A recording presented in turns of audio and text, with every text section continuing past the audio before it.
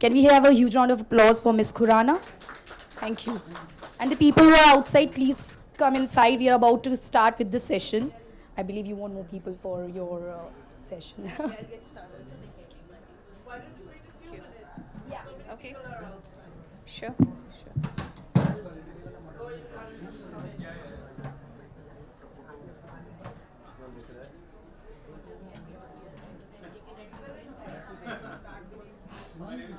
Unfortunately, the AV is not working.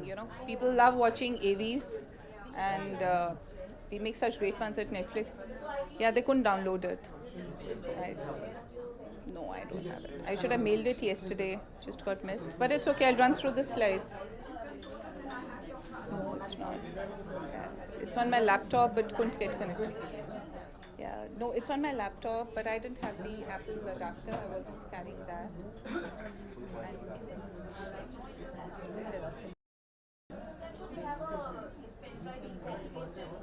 I need an adapter to get it. Yeah, we worked it out. We couldn't. Hard luck at times. Just need to be better organized for the next one, I think.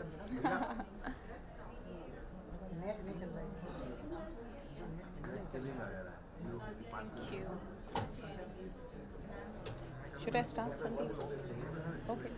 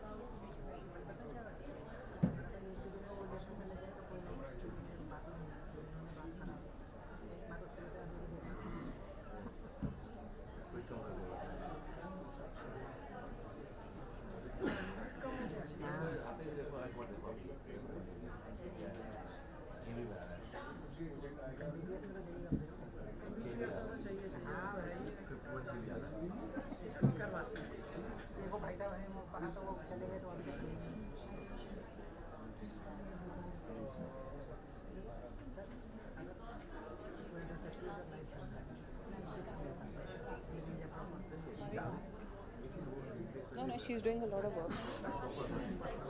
She's working on some global titles.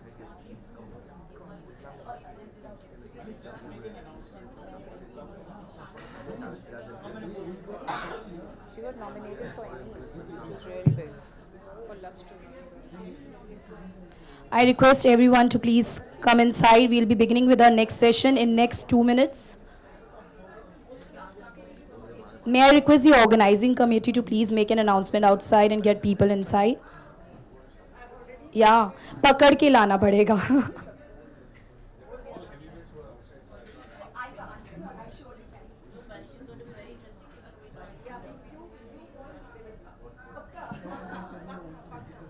The lure of evening chai is very strong in Delhi, right? She is going to speak outside. She speaks. You too, Praya. She should not serve before us. I can't get an Indian away from them. Why not you? Why would you also take an initiative? They shouldn't be served. Biscuits and chai.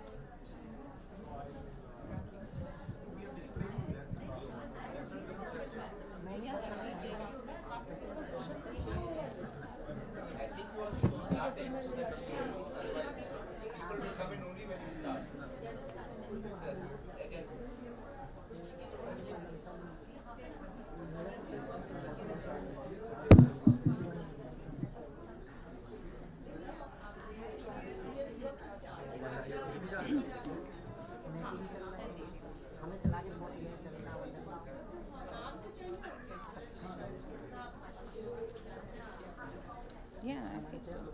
You want me to test? You can stand here. Because it's just.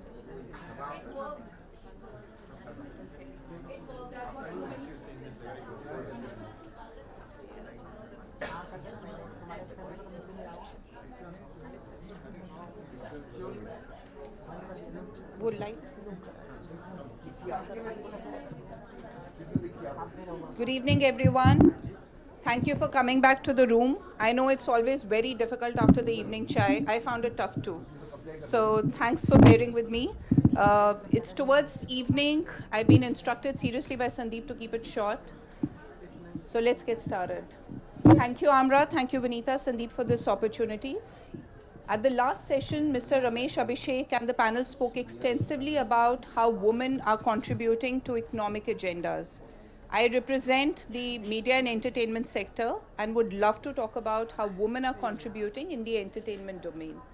Just before that, a little bit of introduction about our sector, because my young friend here said that it's sometimes trivialized. Well, I work in the sector and I really feel bad when people think it should be trivialized. It's a 1.26 lakh crore output sector for India. This is the only sector which is growing at 4x of our GDP at this point of time. The sector directly employs over 50 lakh people and about 3x indirectly. So in terms of economic output, the media and entertainment sector, is it not working now? No. Yeah.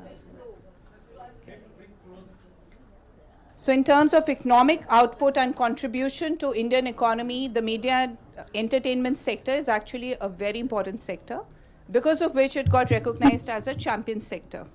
Okay. So without much ado and what the sector is all about, I'd like to share how a couple of snippets on how the creative economy is actually giving a lot of voice to women, not just as a woman working in the sector, not just as a company which has a whole lot of women at leadership, but also in terms of giving voices to women, in ensuring that different stories which are women oriented come out in the open, are viewed by people. The stories make people think and then resonate and see how they relate to them and how they can march ahead based on stories of others. So I'm going to talk about a few examples. Before that, I just want to check with this learned audience, how many of you have seen a documentary called Period, End of Sentence? 6, 7, wow. I really wish, yeah, I really wish there were more hands. Period, End of Sentence. On Netflix. Okay, so this is a 24-minute documentary on Netflix which won the Best Documentary Award at Oscars in 2019, right?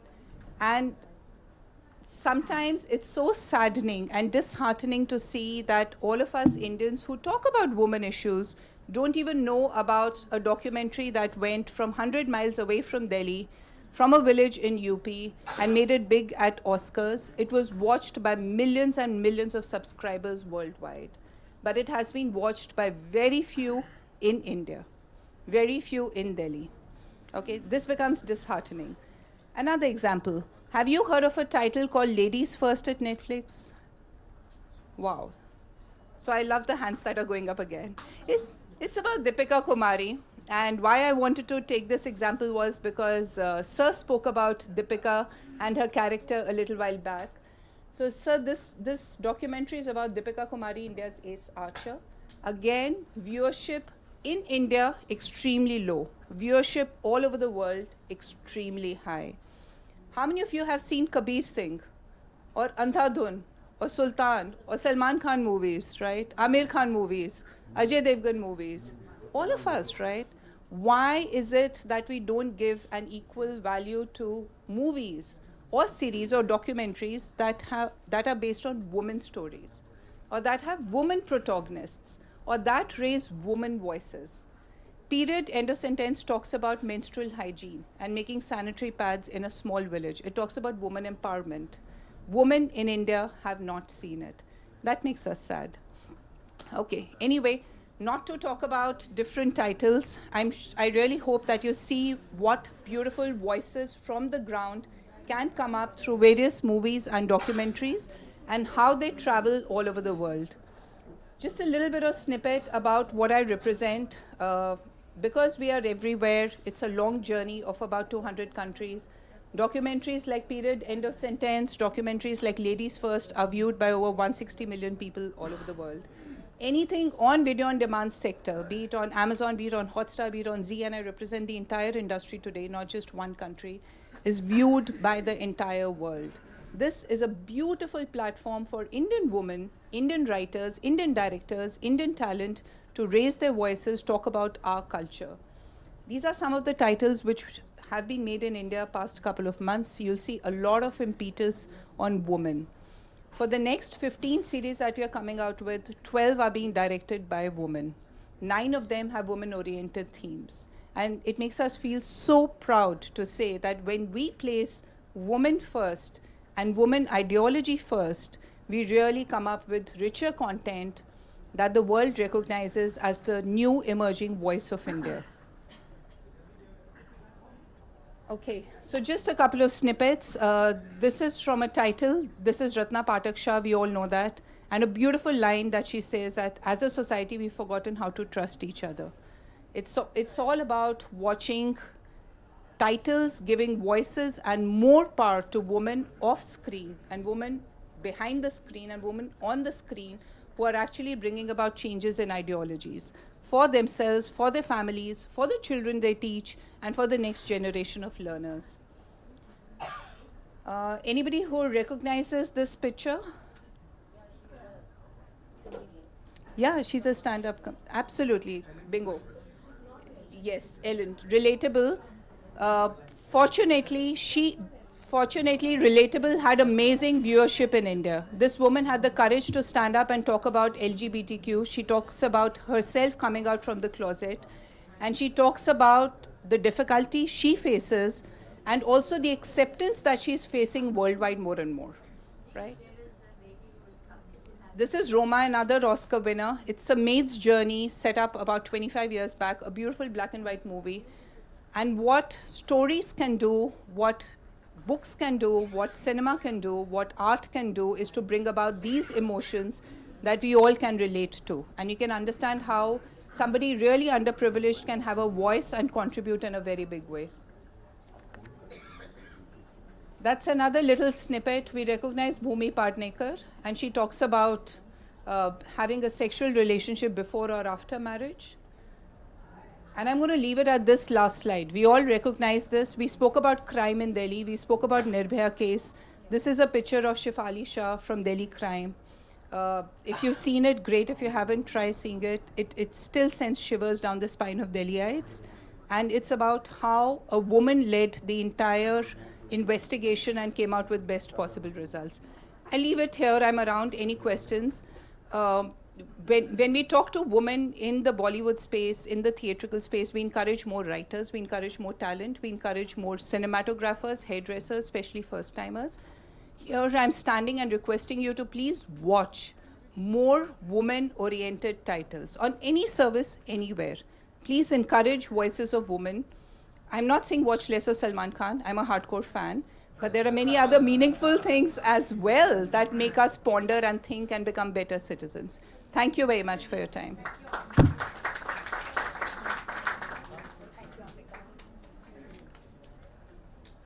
Thank you, Ms. Khurana. And now we'll be moving on to our next panel, which is on Gender Awakening and Leadership Initiative.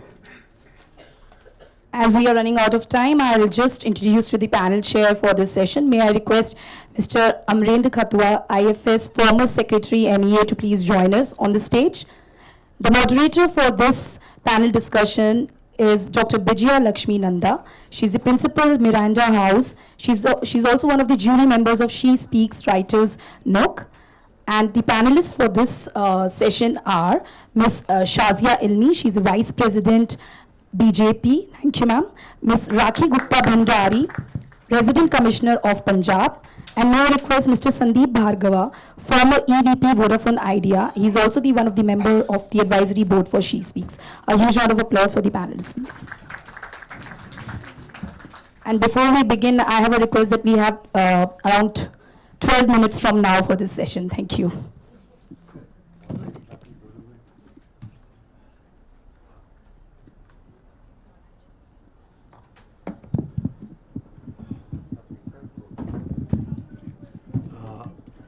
Thank you. It's a lovely panel. I'll be absolutely brief. When we are talking about gender issues, one must be careful what one speaks. Everyone, men or women, can become patronizing. Two, statistics does not help. They are very bad in India. Obviously, with the years, it will increase. The percentage will increase. That's not enough. Three, do not talk about Nordic model. They have their flaws. All models have their flaws. We have to implement what reaches the India we talk about. What is our India? 550 million middle class perpetually in the market. 450 million poor, they have to be subsidized. Corruption of babus and politicians comes from there. 350 million rich public sector government employees, they don't care. This is divided by rich and poor, urban and rural. In this scenario, the losing picture is that of the gender awakening, gender enrichment, gender skill development. See the millennial development goal agenda, 3-4 things. Gender parity in education. We talk so much. Still, if you go to the primary, secondary education, see the statistics. It's like rural women, almost 56.8% illiteracy. Urban, 56.8% literacy. Urban, 74.8% literacy. 9.6% households today in India are headed by women. Out of them, if that is 100%, almost 34% are uneducated. All these things I'm talking about because we are talking about gender awakening and leadership initiatives. Leadership initiatives are 4-5. Say we talk about the political leadership, the legislative orientation, activities by the NGOs, and somebody was talking about like CSR has no role. CS has role if it involves PSR. I'll stop here because we do not have much time. I'll ask Dr. Nanda to take over. And we have 12 minutes. Okay. So we now have 10 minutes. So I'll go about it like that. So I think it's an interesting panel that we have here, and we are discussing an understanding of leadership as well as gender awakening. I think the understanding of gender awakening here is this whole explosion of the word gender in everything that we are discussing. And in terms of gender, we understand it as women. I think that's the first misnomer that we have here. We are definitely looking at gender in terms of both male and female as well as the third gender. So you're looking at a gender fluidity also. So I think I want to put it in that context, that Sure. gender is not necessarily only about women, and we have to be aware that gender is about gender and diversity. But having said that, I'm so excited about the panel. You have a political leadership shining right here. You have an administrative leadership shining right here. And I think it also brings in a certain kind of a gendered perspective from their ways of work, the way they have negotiated their personal life. So without further ado, I would like to know, and I'm sure the audience would like to know, Sazia ji, that how have you negotiated? Because your negotiation would have been first with family, then perhaps in the political sphere. So quickly, because we have a short time, if you could talk about your personal journey, because for feminists, the personal is the political. Well, absolutely. Thank you so much. As you just stated, it's permanent. I'm in a permanent state of negotiation, so to speak. And since the time you become conscious of your reality, you realize that there is something unequal about the way things are. You see your relationship with your brothers, how your ammi is with them and with you. You see the plight of your khalas and mamus, and And every unit of conditioning, whether it's your home and then school, then you go to a school where you have nuns who tell you women ought to be seen but not heard. And things like all the adages, all the proverbs that go with boys don't make passes, at girls who wear glasses, and diamonds are a girl's best friend. So, yeah, so exactly. Even when I don't need to, I wear glasses. So I think it's like it's a word of very often misunderstood, which is the word jihad, which is about self-purification. But I think it's my daily jihad that I go through day after day about what I'm wearing, what I'm looking like, whether I'm a good sister or a good woman or a good Muslim or a good politician, and you are constantly being judged. And the funny thing is, and this is the whole thing about patriarchy, the male point of view. And women are as much a part of this patriarchal gaze, the male gaze. So we also look at ourselves from the point of view of men, because that has become the standard way of looking at things. It is society from a heterosexual male point of view, so to speak. And so you're always judging yourself by other people's standards, what you're looking, how old you are, and whether it's about politics of appearance, about how, what you look like, and what chances you have if you're better looking and getting a richer husband. If you're fairer compared to somebody who's not, that you have an advantage because, fair and lovely. And you just have to look at the matrimonial ads in the newspapers to know where we stand vis-a-vis the male-female dynamic of this country. Yeah, I agree with you, and thank you so much for that candid and us sharing, because this is an enabling space, and I'm glad you shared this with us, because it also provides us a certain opportunity to understand your challenges and where you have reached, so that journey. And having said that, I think Rakhi, if you could also deliberate on your personal journey and how you have negotiated with patriarchy, but while doing so, please provide us a certain kind of a hope, a picture of hope. What is it? Where do you step from there to, maybe if you're speaking to, let's say, your 18-year-old self, what would you tell? Well, I'm going to be extremely honest, because this is a journey now which we will be traversing, and we are going to be discussing women. So I'm not going to be making any bones that, everything is perfect and everything is super duper happy, because let's get into realities. I believe that we should get straight into the fact now that women have covered some ground, but yet a lot to cover. On the personal front, born into a conservative family, which I realized later, surprisingly. While I was in it, I really didn't know that I was born into a conservative family. Now I realize I was born into an extremely conservative family and landed into an extremely conservative state called Punjab. Now, Punjab being the ultimate in patriarchy, which I realized, and the place where I was posted at, it was a place called Sangrur, which was extremely patriarchal. So the fact that I landed there first as an SDM was quite a bit of a news. I created some ripples. People looked at me as if, I'd come from outer space and I was an alien, because I was the first lady who was posted there.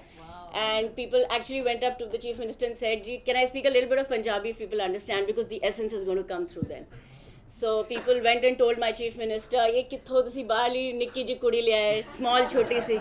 इन्हों जी पंजाबी पंजूबी कित्थे आंदी होनी है, ये तो अंग्रेजी वाली है, तो ठाए ठाए है, इन्होंने कुछ नहीं, असी किद्दां गलबात करेंगे जी इन्हां दे नाल. So I was also pretty shocked. I took it as a challenge, but let me admit now, I came home and cried. Because I realized, I said, this is not the job for me. My parents had been telling me that, IS ban jao aur sab kuch duniya mein, like, you got the best. But it wasn't like that. I came home and I cried in front of my husband and told him, this is not the job for me. Ye mujhse ho hi nahi sakta, because, people come, you kind of get really scared initially. But I have to tell you another thing now, that we talk of men in a way where we say that men are doing this, men are doing that. There are some nice men too. So my husband got up and told me, doesn't matter, go face it. And don't give it up after 30 days. But don't give it up for 30 days. Just go on and on and on.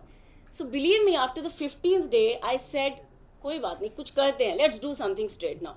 So I decided to give it back. I said, doesn't matter, let me come out of my shell. I came out of my shell, and from that day onwards, believe me, I think now people are scared of me. It's the other way around. Punjab is virtually, the officers say this girl is khunkar. And I take it as a matter of pride now, where all my chief ministers say, "Oh, Bibi naal gal kar diya, pehla soch ke gal karo," because she's going to give it back if if I say something wrong. So people rarely come to me with issues which do not relate to the workspace, and I don't have those issues. We will all agree that that's really an absolutely, not only a picture of you started with your problems, but you moved on to looking at hope, looking at how you have traversed. So Dennis Kandioti had written something called Bargaining and Negotiating with Patriarchy. So we see that right here. So now back to Sazia Ji, if you can tell us that as a political leader, how did you in your daily regular day-to-day life make a difference in other women's lives, or is that something that you reached out through your policy, through is there a particularly gender friendly approach that you used within Well, your absolutely. Yeah. That was the calling. In fact, it's not that because I'm in political space or political life and I was an anchor that I speak about these issues. I am in this space because there was a calling in me to fight the injustice that I felt is meted out. And as you're growing up, you realize that you become acutely aware of the challenges, and that how little is expected from us besides the standard stuff. To do well, to explore the boundaries of our being, to go out there, and how predestined everything is on the basis of your anatomy. So just because you're a girl, everything's pre-decided. And वो बर्दाश्त नहीं था, उससे गुस्सा आता था कि नहीं, ये automatically नहीं हो सकता. Women at home, this whole thing, and किसी को चाय बनानी है तो आप ही बनाएंगे. My brother and I both would come back from school tired. Why me? So समझ में नहीं आता था. Just to bring you back, any concrete So concrete, I'm coming to that. So once I became an anchor with Star News, for a while it can't just be about me. There must be so many other girls out there in the similar state of anguish, hesitant, shy, worked up, crying, and I cry very often, by the way. And now they're tears of anger. कभी-कभी तो बहुत रोना पड़ता है. So you will not believe this, but I was there, and I remember there was this famous case, and I was an anchor at that point of time with Star News, and the story came through, and they said that this is about Justice, the Mukund nursing home, where a ward boy had attacked a nurse, bludgeoned her eyes, literally raped her, attacked her. Yes, and she was rendered blind, sightless because of that, and the case was going on. And can you imagine? And after almost 8 years, when the hearing was going on, the man, the accused, who was already in the jail, offered to marry the girl. कि अगर मैं शादी कर लूँगा तो शायद मेरा. And the judge considered that. कि before we pronounce a judgment, is it something? Can you imagine? And I was an anchor, and I had a reporter in the Delhi High Court reporting, and I was shocked. And you can't say anything about the court cases, but it was bothering me. And I said, would the judge say the same? And you can't attack the judge at all. I said, would the judge say the same if it was his daughter? I mean, after being raped, it's like that film Betaj Basha, that because my chastity has gone, and so I must be willing, and now I'm devalued. So कोई मुझसे शादी कर ले, चाहे वो murderer ही क्यों ना हो, rapist ही क्यों ना हो. Further devaluation. So I made a difference to that case by asking those questions. And everywhere, in the language we used, because we had a show called Sansani, we started then, the way crimes against women were used. So if we have a very colorful way of describing, Izzat Lutli. Now, then we changed the dialogue and we said, Izzat उस आदमी की, उसके घर की और उस देश की कम होती है, महिला की कम नहीं होती है, उसके साथ तो बलात्कार होता है. तो इज्जत नहीं कम होती है, एक क्राइम होता है. So there is the way the language is. उसकी असमत से खिलवाड़ हुआ. Interrupt you because the time is short. So just I'll come. Sorry, I get carried away. Rakhi ji, just in terms of policy matters, what were your interventions, and how far do you think you were able to provide a certain kind of a support to women or gender friendly policies? Yeah, so I'll have to narrate through a personal example, because the experience will explain it, and I'll try and make it really short. So again, I was, because I was insisting that I should also be made deputy commissioner, which is a basic necessity of our job. But Punjab State did not encourage women being deputy commissioners. They said, "Janani nu sar te bitha ke ki kidna ho sakta hai? She can't head a district and all." and I was handled as as a challenge. I was handled a district called Faridkot, which I'm sure all of you have heard of. And to this day, I continue to be the only lady deputy commissioner of that district even till now. So that speaks volumes. Well, I did a few things. For instance, got women into the election scene. Again, as supervisory officers and all, women would not come into the scene. So the men would come, and the sarpanch, who would be a lady, the man would come in and represent her. So he came and so I said, excuse me, but like, where is the sarpanch? Where's the lady? So the guy said कि जी जनानियाँ थोड़ी आंदी हैं, वो तो उन्होंने तो संग आंदी है, that means शर्म आती है उनको. मैंने कहा पर मैं तो खुद लेडी हूँ, मेरे पास तो लाओ. नहीं जी साड़ी जनानियाँ बाहर नहीं आंदी, हमारी औरतें बाहर नहीं आती. Standard reply. So I said then do one thing, मैनू भी संग आंदी है, मैं भी कुंड कट के बह जानी हूँ, मेरे हस्बैंड डिस्ट्रिक्ट मैजिस्ट्रेट है बठिंडा, तुसी उत्थे भेजो, फिर तुसी उत्थे जाओ. So he said, "Hey, कितना हो सकता है जी?" मैंने कहा, "Well, now you get the women in." So the women did come in. It's not that I really made a revolution. The women did come in. We started a trend. The women was posted as supervisory officers for the elections, and they were so excited about it because the women wanted to come out, but the men would not let them come out because this whole dialogue which is made around the woman that bahar nahi aa sakti, kharab ho jayegi, this will happen, that had to come out. So that I'm so glad that it was out in the open. It was recognized by Government of India, for which of course I was awarded the Sri Shakti Puraskar also. But I was so happy because it was such a small initiative, but it made waves. And today I'm glad to tell you that Punjab has a lot of women lady deputy commissioners, and I feel extremely happy when they are there. So they have been pioneers in their own right. So I'll go back. I've been told I can have still some more time. So back to Sazia ji here. If you could, I know he will give her. So I'll just come back. I thought as a moderator I'm using the women first, and then we'll go back to him after the two questions here. So I just want to know that if you had to create a women manifesto of a political party, what would be the basic kind of issues you're going to put in there? What are the things that, if you had to make a wish list for women in India, what are the things that the political party which is in power or which is not in power has not made yet? Well, I think really encouraging leadership for women in all positions at a very early age and change in curriculum, almost like a pledge which girls and boys must take, which reconditions and deconditions the earlier conditioning which is so much a part of a feudal culture. So there have to be constant reminders. I think if I were to be there, whether it's the religious spaces, our temples and our mosques, चाहे वो खुतबे हों मस्जिदों में, या पाठ हों हमारे मंदिरों में, या फिर चर्चेस में हमारे सर्मन्स हों, या फिर एक मैंडेटरी तौर पर महिला की इज्जत, उसका सम्मान और बराबरी, बुनियादी बराबरी, तो वो स्कूल से लेकर रिलीजियस और कल्चरल स्पेसेस में मैं उसे मैंडेटरी करूँगी, बिकॉज कुछ चीज़ें सिर्फ कानून से नहीं आती. Some things are not possible. You can't have a policeman in everyone's house, and we know there are stories of marital rape. So you can't have a policeman watching over every house and every man.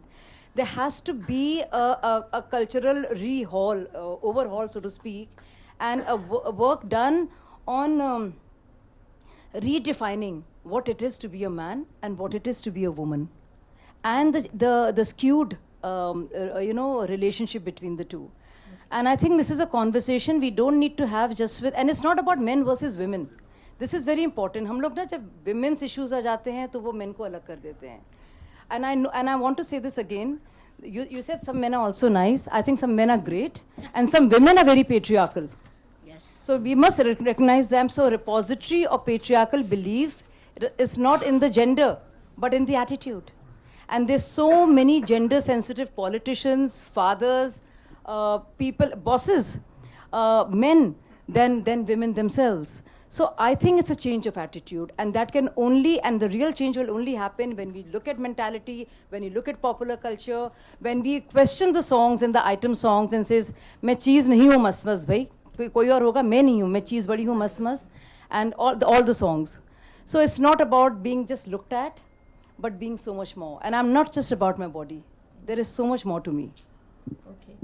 So now Thank you. Rakhi for an understanding on that, kind of just in terms of let's say you had to create a woman and a girl child policy for Punjab. what are the major issues that you're going to put in? How are you going to mainstream gender into the various issues that exist? Yeah, so basically, first get women at the helm of affairs. That's the basic thing we miss out on. I don't know why men sit and decide on what women have to do. I'm sure women can also decide on what men have to do and what women have to do. So I think that's the basic essence. Somehow it's always understood that the woman and child development department must be headed by a woman. Yes. I don't understand why. Absolutely. And Agreed. why excise and taxation cannot be handled by a woman. I do not understand why. But well, these are kind of mindsets which we all are born with probably, and environmental factors seek to accentuate these further. But let's stop this. I think it's high time now. We are into gender awakening 3.0, as I say. 1.0 and 2.0 is also passé now. So we're into maybe 3.0 and 8.0 today. So why 3.0? We're into 8.0. We moved ahead. We've broken lots of glass ceilings now. So it's high time we sit and decide on our policies and make them more women-centric. Let's get gender budgeting into it as far as the financials are concerned. Let's get more empathy into it. And also, I think, give equal credence to something called EQ. We're always talking about IQ. Women bring a lot of emotional quotient and a lot of emotion onto the table. So as Indra Nui always says, and I really admire for that, because I personally use that in my administrative assignments wherever I go. Men probably get, the head and the hands into the work. But I say women get the head, the hands and the heart as well. You have to know your individual employee, what he is going through, what he is suffering from. Only then you understand. You can be empathetic about it then. And my staff, touchwood, even in this assignment which I'm handling now, which is a tough assignment in terms of negotiating, in terms of doing lots of coordination work. And again, I think I'm one of the first ladies, women who've been posted here. So they'd say, I asked them what is the difference. They said that you try and understand people's problems. You have to understand that. So I think let's get more sympathy, let's get more empathy, let's get more emotion onto the table, and we can make better schemes. So schemes are not about mathematics and matrices and grids, they're more about the heart.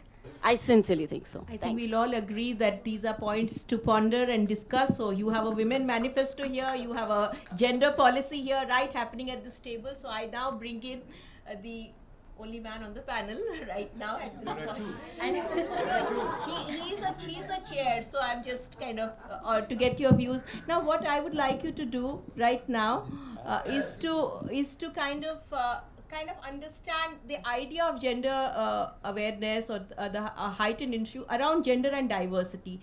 How would you look at sexual harassment at the workplace?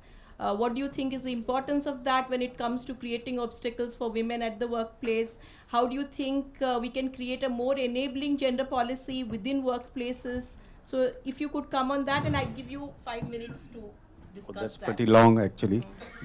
Anyways, after a good wait, it's fine. So I've been in the corporate sector, and fortunately I've been a part of many committees where we were to deal with posh cases. We have pushed women in the company to go out and explain. In my previous last assignment, I have to deal cases in Vodafone Idea about our staff having engaged with women in some indecent manners. So we were very clear in our mandate when these are all police cases, especially MP had lots, so as West Bengal. And I was very clear in my conscience and thinking and taking it very seriously with the police as well, that if the dictum has found out, if the report has found out that the man has been a culprit, we have no hesitation to suspend him or terminate him from the services. So we were very supportive of it. We gave a lot of evidences to the police, and being in the telecom line, we had always all the access to the phone records, for example.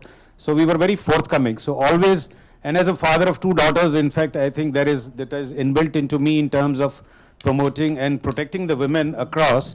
And both my daughters have been pretty professional as well in terms of their working environment as of today, professional life. So we always supported women to come forth. In fact, my association that She Speaks is very short. I've been just there in 3 months in the governing board, and the whole idea was to really create opportunities for women, bring them into an entrepreneur mode, for example, give them a lot of study material, make them more financially independent, because finance is one area which lacks in women very much. We need to educate them. We are looking for programs to deliver. In fact, we have been invited by MCD also to do a posh kind of an talk with them, with their employees, both with men and women, so that at least they can treat their peers and their colleagues at parity. And the whole idea is to do posh cases or posh discussions or workshops in corporates as well. Since I come from that background, we feel there is a lot to teach about them, lot to have them respect for each other. Many a times, many small things escalate, but we need to understand which qualifies for posh cases, because it's not that everything qualifies for that. So that kind of an education, training and orientation of both women and men has to be done, so that they don't take it granted that these qualify that and you need to initiate an action. I have come across two examples of women approaching me that this my HR manager or my superior is harassing me, giving me night shift work and all that. I told her, please escalate it, go across, send it to the HR manager, complain it, but she was not doing that. So that's where I told that it is not a question of your career, but that person's career need to be really taken care of. If you are not reporting, then he will go scot-free, and then his activities may increase at some point of time. So that's the kind of mentality and that's the kind of support I provide across. And I think we are at the right forum discussing these topics, and we'll take it forward from here as well. With a lot of corporates getting involved into the program of ours, I think it's a necessity to do that kind of a training in those areas. Thank you. So I think we'll quickly go around. Maybe we could start with you, Sazia, to kind of give out a message, because I think we have to wrap up this session. So give out a message to the government, to the society at large, and maybe, I mean, and to young women and men, in terms of, in one simple kind of sentence, what would be that message? What would you give out? See, whether it's a constitution which guarantees complete gender parity and equity, or it's our scriptures, in the eyes of Allah, Ishwar, or the founding fathers of a constitution, And the founding mothers. and the founding mothers, exactly, language and sexism in the language. So founding mothers and fathers of the constitution, and I wonder why there were more fathers and mothers in, At least in they that were body. there. There were 15 of them. Absolutely, who have to be acknowledged. So I think it's important that this is a conversation we all need to have with ourselves, and I think especially women and girls. It's like re-looking at yourself, and this conversation need not to be. It doesn't have to be had with your male peers, with your dads and brothers and others, but with yourself as to who you are, and what do you want to represent. Will you go out there representing this body, or a larger consciousness? Your philosophy, your mind, your soul, your quest, your talents. Yes, definitely. Body plays a huge role. But unless and until we stop looking at ourselves in this very typical Commodified, exactly, nothing will change. So I think what has also happened is that there is this a very feudal, patriarchal way of living your life and being there. And there is this new cocktail of consumerism, which is further objectified. So Indian men and women have to fight that. So this is a double whammy, really. And my advice would be to really redefine who you are, not on the basis of gender, but as a person. Personhood is what I would look at. To Rakhi ji, please. Shazia, sorry to bother you again and again for the mic. I have only one thing to say, and that is, as I always believe in, that when the going gets tough, the tough get going. So for women, it's no other way. You have to prove yourself. There is a double prove you always have to keep doing, and you keep doing it. That's okay. You accept it, take it, and just go for it. There's no point in whining and crying कि ऐसा हो गया वैसा हो गया इसलिए नहीं कर सकते. You just have to break it. You just have to get over it. And the minute you get over it, get over your own inhibitions, you've conquered it all. It's all within you. Believe me, you can't blame your circumstances for it. You are there for yourself. You have to fight for yourself. So she has to speak. There's no other option. Very nice, well said. So I think to you back to Ji, please. So I just want to ask you one question, maybe the last one to him, because I did keep his part short because of the time constraints that we had, and I thought these two ladies on the dais, we should give them a time, because it is she speaks. So I just want you to kind of deliberate. You did talk about supportive structures for women and some kind of an engagement with men and boys. But what would this engagement of with men and boys, and as well as other kinds of genders, be for you within a corporate sector in terms of gender and diversity? What is the kind of support structures that you would create So normally I would suggest to create some system within there where we have training programs for them regularly within the company. Men and boys. Men and women both. So one thought could be that once you do a program only for women, at least tell them to speak out. That's where most of the women fail. Women fail actually. So they should speak out and tell them the consequences of not speaking out, and then bring the men across in a combined phase and tell them that this is how you should treat your women. So there, it should not be just that women are told or men are separately told, but definitely women at one platform so that they have the confidence, and then men and women together to speak out, and then have the management across the company to be participative in these programs so that they take the message seriously. And the government also should monitor, because there are a lot of laws which are laid out, but they should also monitor how the companies are, and if they are not even reporting, that means they are trying to cut short their reporting. It's not that things don't happen, but if there are nil reports for example for certain acts, I think they need to investigate why it is nil, why they are just putting it down. Yeah, thank you. So I think we have definitely, made a point here about why she needs to speak and why he needs to listen. So I think that's an important point that has been made by this particular panel. Interesting panel, we all agree. So I'm handing it back to the chair here. Please. And a huge round of applause for our panelists.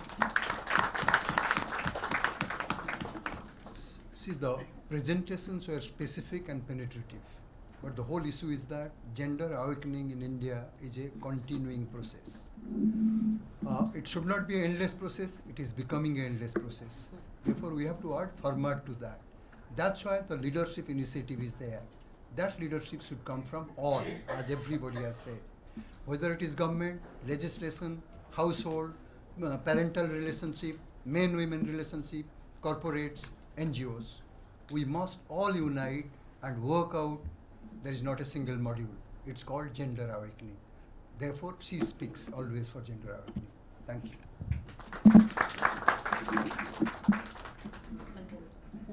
Thank you. Thank you very much. We request Amra Foundation to please felicitate all the speakers, the panelists. Oh, yeah, sure.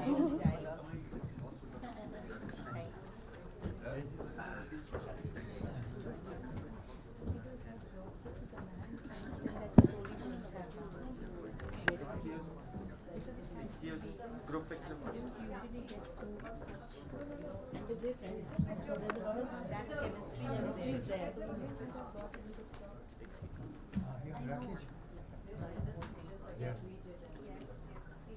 A huge round of applause for all of them. Thank you so much. Picture photo.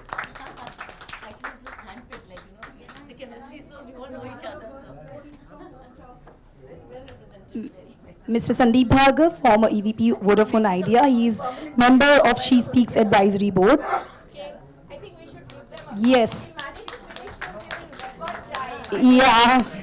We got all the points in there. Ms. Shazia Ilmi, Vice President, BJP.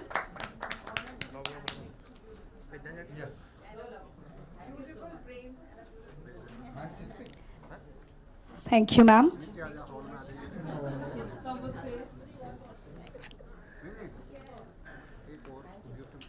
Mr. Amrendra Khatua, former Secretary MEA.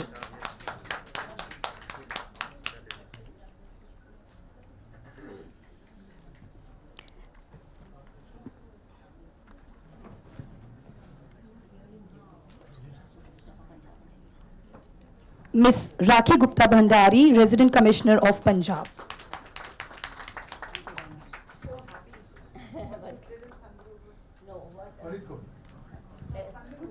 Don't worry, everywhere. Dr. Vijaya Lakshmi Nanda, Principal Miranda House. She is also one of the jury members for She Speaks Writers Nook. A huge round of applause for all of them.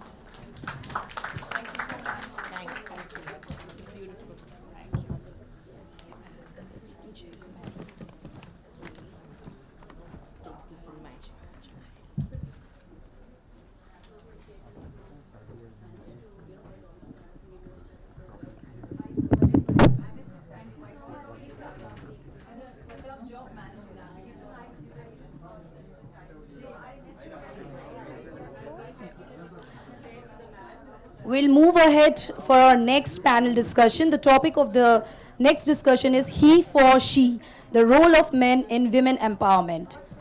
Gone are the days when we women were satisfied being a building block in a man's career and life. I think we need more time to get them settled. May I request everyone to please be settled? Okay. Gone are the days when we women were satisfied being a building block in a man's career and life. Now that they are in more active roles, they expect the same from the men around them. They expect gender neutrality from the man of today. In fact, this term, whole term, gender neutral, it's a very tough to grasp kind of a term. Uh, right from what color of balloons should be put in a newborn's room to how many X-ray machines women get when they go to the airport, everything is defined by gender. And I think it becomes very difficult for us to understand what gender neutral is. But I think it's important, isn't it? Very true, absolutely, Anjali. Moving on from your traveling blues, Anjali, we do also have to understand that the man of today has to be a nurturing father, a supportive husband, and a respectful colleague. Please welcome our keynote speaker and panel chair, Honorable Justice, Supreme Court of India, Justice Mr. D.Y. Chandrachud. I believe he is yet to come. We can meanwhile invite our panel. Yeah.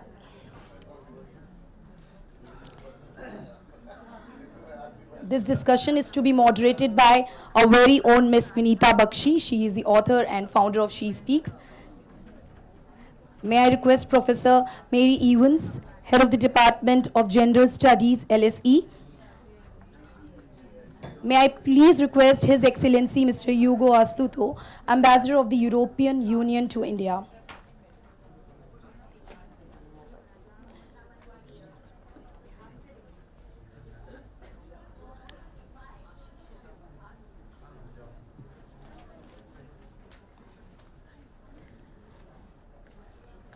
As I said, the topic for this discussion is going to be he for she, the role of men in women empowerment.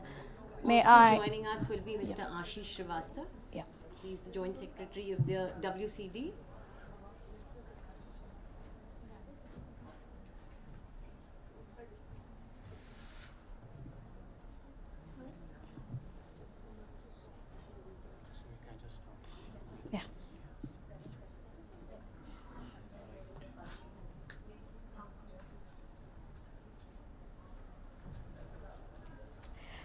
May I please request the moderator for this session, Ms. Vinita Bakshi, to please join Professor Mary on the stage.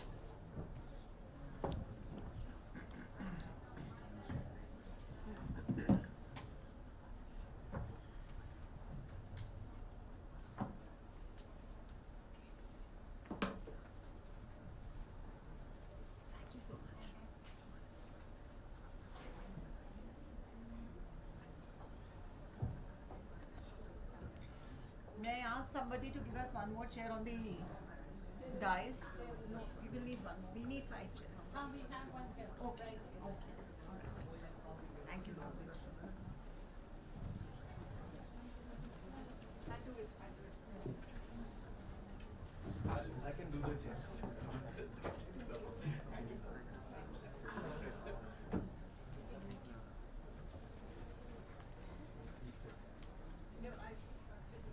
Okay, all right. I'll take it.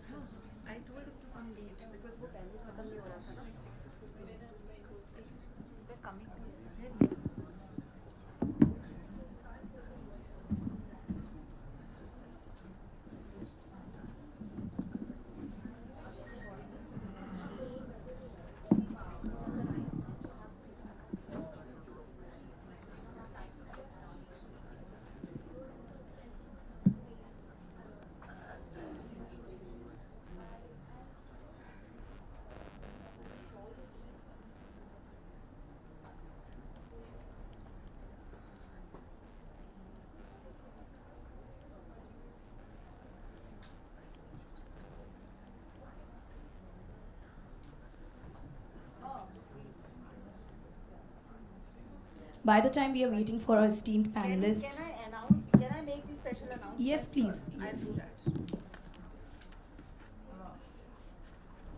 You know Professor Evans and yeah, yeah. So Ashish ji, so what happened was actually, the previous panel was running 10 minutes late. So I messaged the ambassador and justice to come 10 minutes late.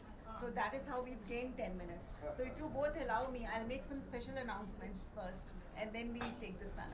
Thank you so much.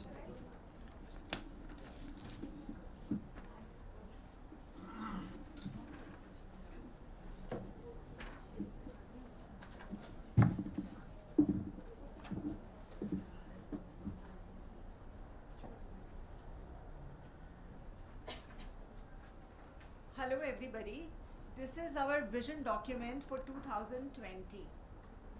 As the organization matures, we at She Speaks seek to turn a leaf and move up to the next level of social enterprise. I think I'll hold and give a very warm welcome to Ambassador EU, Mr. Hugo Escudo. And while we are waiting for Justice Chandrachud to join us, I'll continue with the announcement. As the organization matures, we at She Speaks seek to turn a leaf and move up to the next level of social enterprise. She Speaks aspires to set footprints in various regions across India and raise its profile further with an international presence as well. With a far-reaching presence and influence, She Speaks believes that a network can truly fulfill more potential than the sum of its parts. She Speaks will pioneer and encourage thought leadership in women entrepreneurship and act as incubator for entrepreneurship. It will tie up with academics, social enterprises, and institutions for humanities as well as STEM learning in due course to make this happen.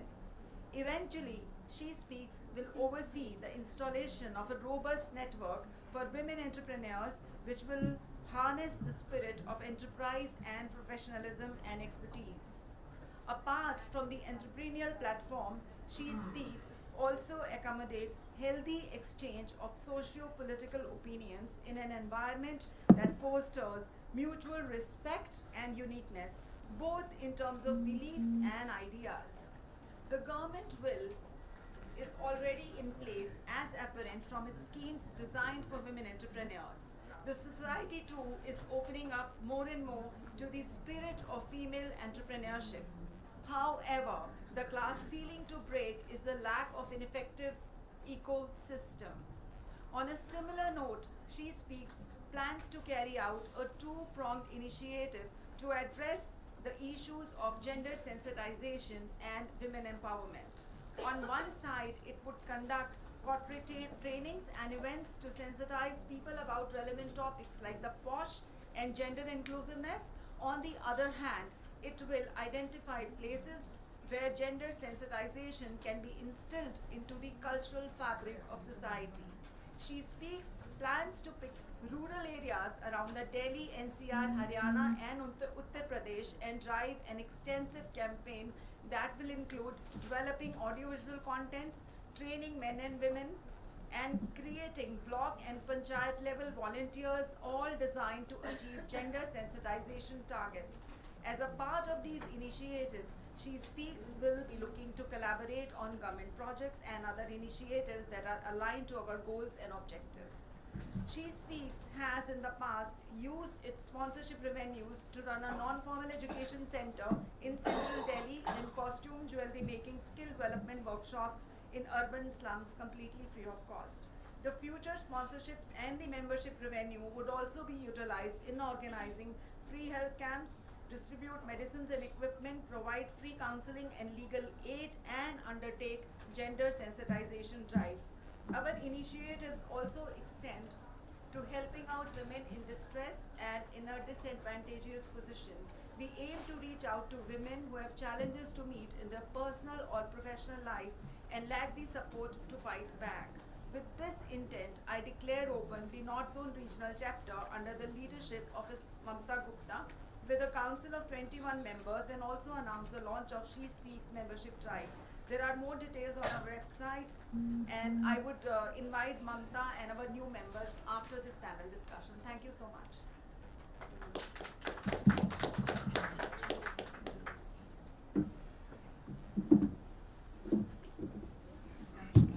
I'm so sorry we are running 10 minutes late. So that is why I messaged you and Justice to be 10 minutes delayed. Professor Mary Evans has been very kind to me on time, and so has the Joint Secretary, Mr. Ashish Srivastava.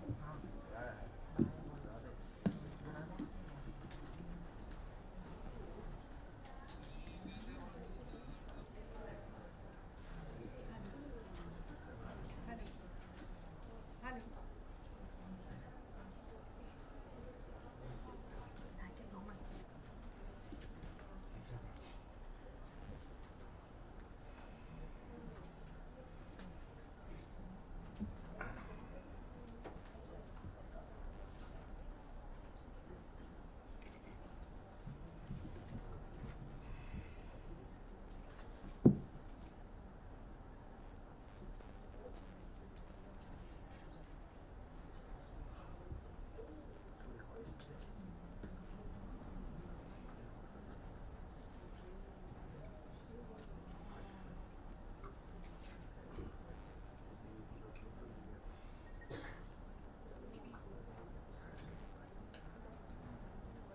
I'm so sorry for this little bit of. Yeah, I think it has happened for the first time during the day, but I think makes me more nervous than I was.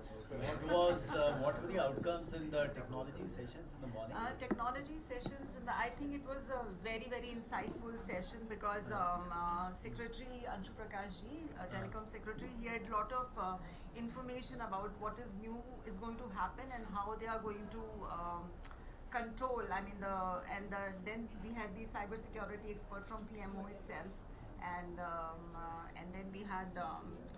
I think the main problem which everybody felt was the rural India, because in rural India we have more users of 4G spectrum, and the problem happens is the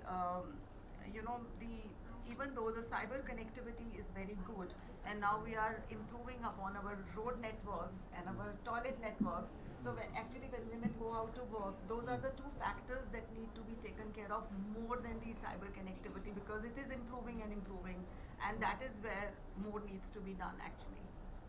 The connectivity in terms of creating more infrastructure, which is toilets and roads, which we have already done a lot in past few years, and we still have to keep doing more and more.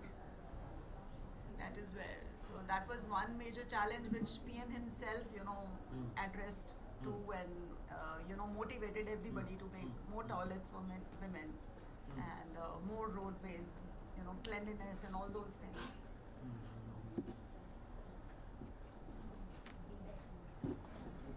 Can we not just start and then we can join you?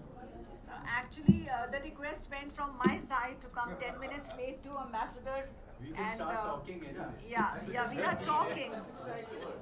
We can talking. So if we allow me, I can continue with what our internal program which I was doing, if you allow me. Okay, so I will invite Mamta, who is going to be the council member for North Zone chapter, and she has chosen a council of 21 women who are going to volunteer to choose to sensitize people and make them more aware about entrepreneurship before nurturing ecosystem is like putting the cart before the horse. So if you are not ready for entrepreneurship, that is why, so in a session on medium and small enterprises, people were talking that women, they face what kind of challenges they face when they have to expand a business or go to the next level of the ladder, or to even apply. So more women are needed in fintech. There is more gender sensitization drives are needed, and more awareness to POSH programs, and how the ecosystem has to be ready first before women can take their flight to the next level. With that intent, we've decided that we have to combine gender sensitization with entrepreneurship. Then only actually we will. Please arrive. We'll do this later. Yeah, so we will, internal thing, we will, I think, continue this after this panel discussion. And Sorry, yes, sir, got welcome here. traffic, lot of traffic on the way. So I was trying to shake your hand. My hand was extended. Thank you.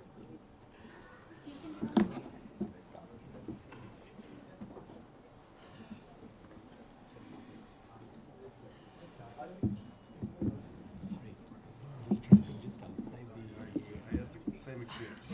Just Then I only requested to please be 10 minutes late because we were running 10 minutes late.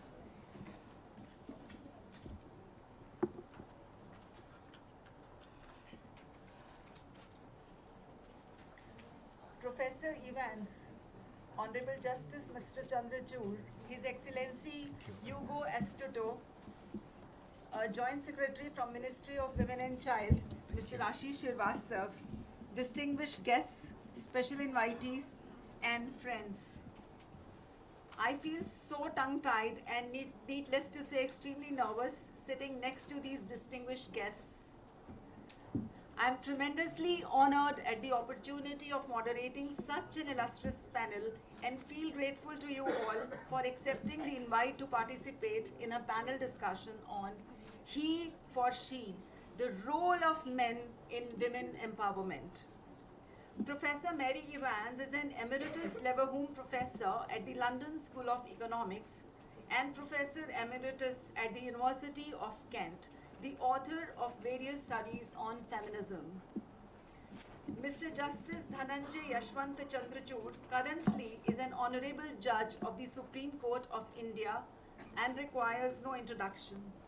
He is famous for the landmark judgments he has authored, including the one day before yesterday, which I would like to mention is that the bench headed by Mr. Justice Chandrachud upheld the decision of High Court to grant short service commission women officers permanent commission in the army, thereby setting up yet another example of gender equality. And I thank you, Mr. Justice, on behalf of all the women of India.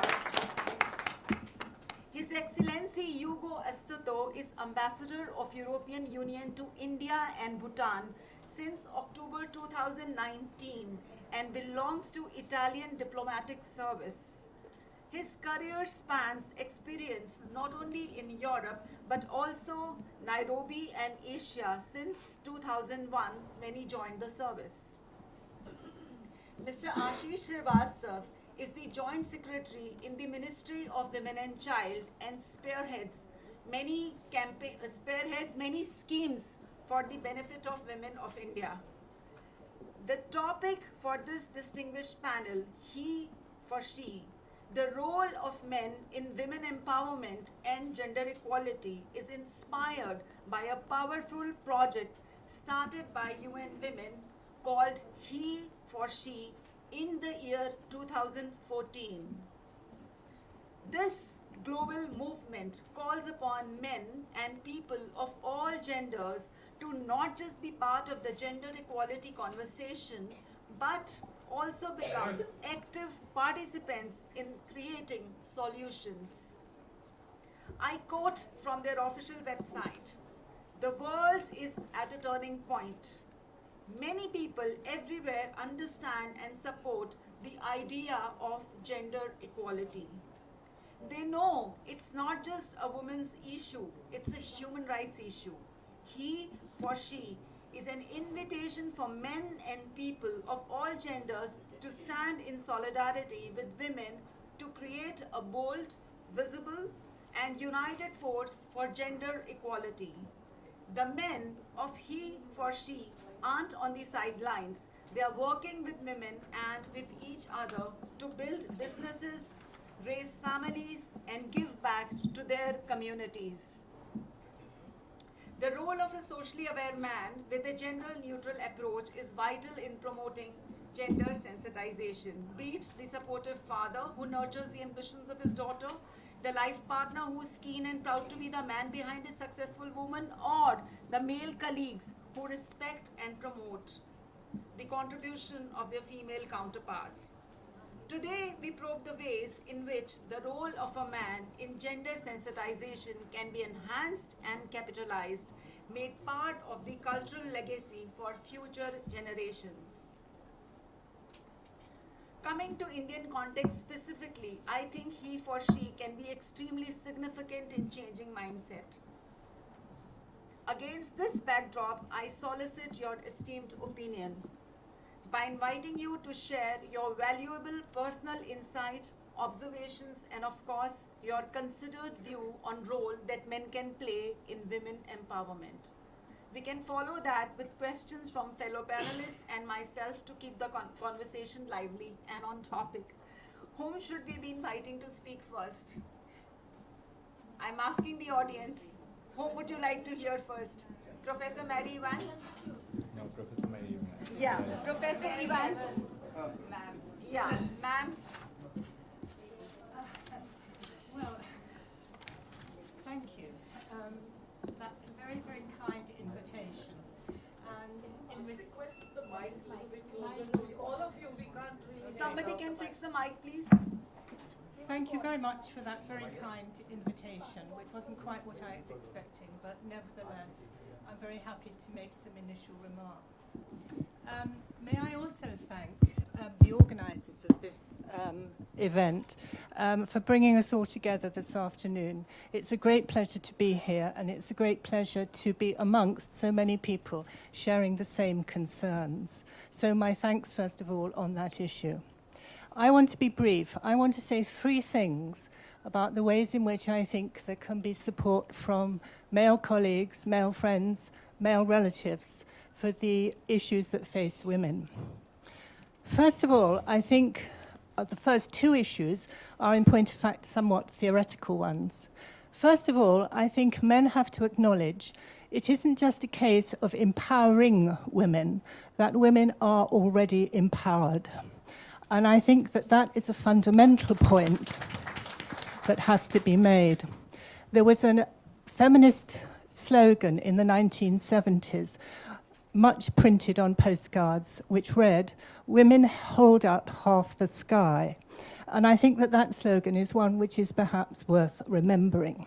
That it isn't just a matter of putting women into leadership roles, however much we might desire that, but it's also a matter of putting into the public space the recognition of the part that women already play in maintaining the fabric of our social existence. So that's the first point that I want to make, and to make emphatically. The second thing that I want to do is for men to turn their backs on and to express their criticism of, their skepticism about, naturalizing ideas about what men and women can do. Let me assure everybody in this audience that men can pour the tea and men can change the nappies. There is no reason why the function of care, a fundamental ingredient of the maintenance of all our lives, is something that should be assumed to be a matter that is only possible for being performed by women. I want to make care a human capacity. That's the second thing about which I am positively passionate. Care has to be shared by women and men. It has to be acknowledged that there is no natural reason why women should be the carers of the world in which we live. And thinking about that has huge implications for the ways in which we can then think about what it is possible for women to do. So those are the first two things which I want to identify as absolutely fundamental for men to acknowledge, for men to think about, for men to consider, and for men and women to take on board as shared commitments to the ways in which we think about our humanity and our human existence. The final thing that I want to say, the third point that I want to make, is about the nature of the social and the public space. This is both theoretical and practical. And I want there to be much more emphasis on the making of the public space of the urban worlds in which we all live, the spaces in which women can be as comfortable, as free from attack, discrimination of various kinds, as many men are. I don't think that it is reasonable to suppose that in the 21st century, cities should be gendered spaces. I think the public space in which we all live should be space which is shared by us all. That has profound practical implications, as well as the ways in which we think about those spaces in which we live. So I want to be able to walk outside this building in exactly the same way as a man might. I want to be able to walk the streets in the evening without fear that these are dangerous places. I want the public world to be quite literally a shared world. So these are the things which I want to say, 3 things which I hope it will be which I hope will be issues that we can think about this afternoon. Thank you very much for asking me to speak. I think we should continue to move from right to left. May I request you, Ashish ji? Actually, I've come here to learn more, and it was so nice to listen to you, ma'am. All the 3 points are so hard, and they actually summarize they comprehend the entire matter in a very good way.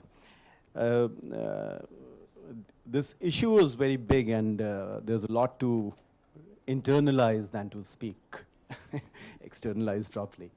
Probably, yeah, there's a lot to do.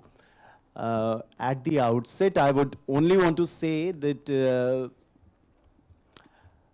we have to be careful while doing all the things.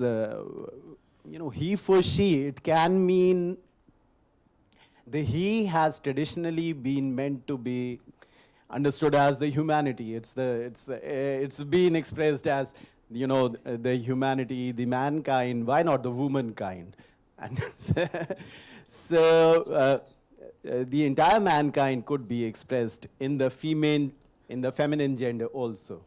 And so he for she could, in one way, be understood to mean all of us going together, being together, to be equal and to be able to enjoy equal rights, equal opportunities, equal rewards, and equal resources.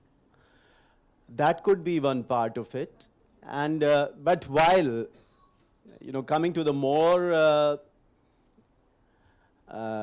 popular or traditional understanding of the word he, we have to remember that while we must do what we should be doing, we must not underestimate the agency of women or do anything which tends to end up being patronizing or something like that.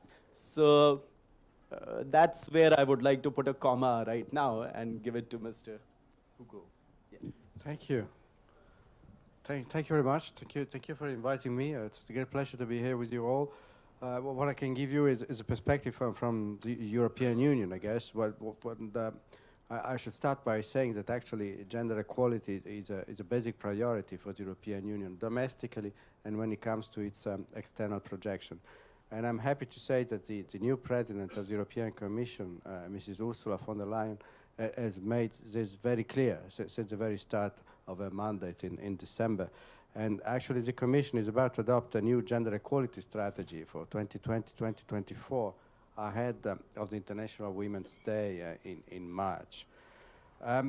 It's a fact that there is a lot to be done.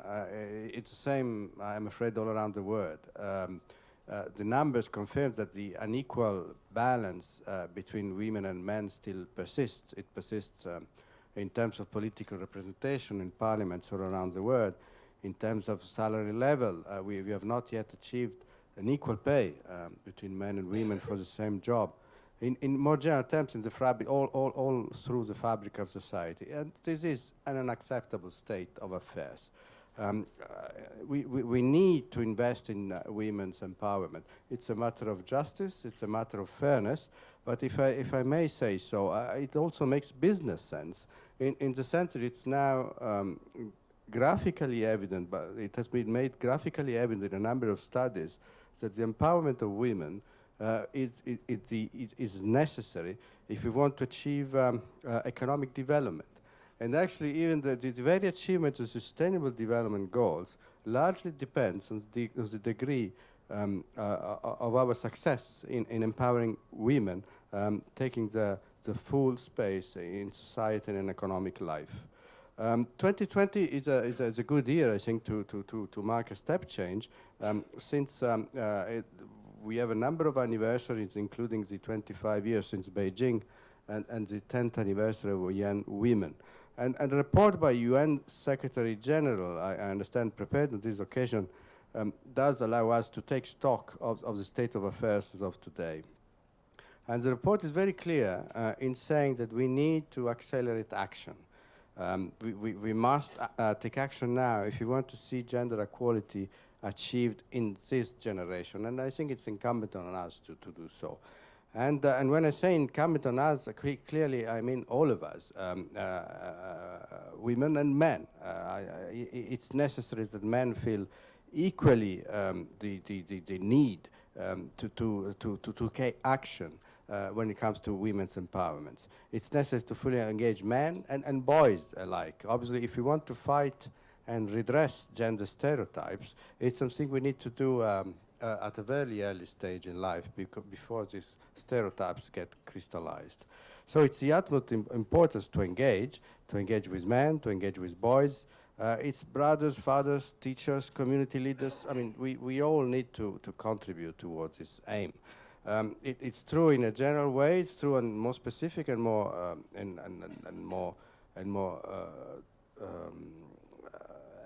even more tragic aspects of gender discrimination. That we need to fight violence against women, obviously, and there men has a specific role to play. We need to, but in more general terms, we need to contribute, encourage, and promote gender empowerment, starting with female participation in professional life. And this also means, obviously, that the society needs to organize in terms of flexible working arrangement, parental leave provisions. The issue of care, which was mentioned earlier, is something which has to be addressed with individual behaviors, but also in terms of legislation and societal behaviors. So in short, and I conclude with that, I guess we need indeed a collective efforts for changing the mindsets. And achieving gender equality is a responsibility of all of us, not just women, but men, women, and the society overall. Thank you.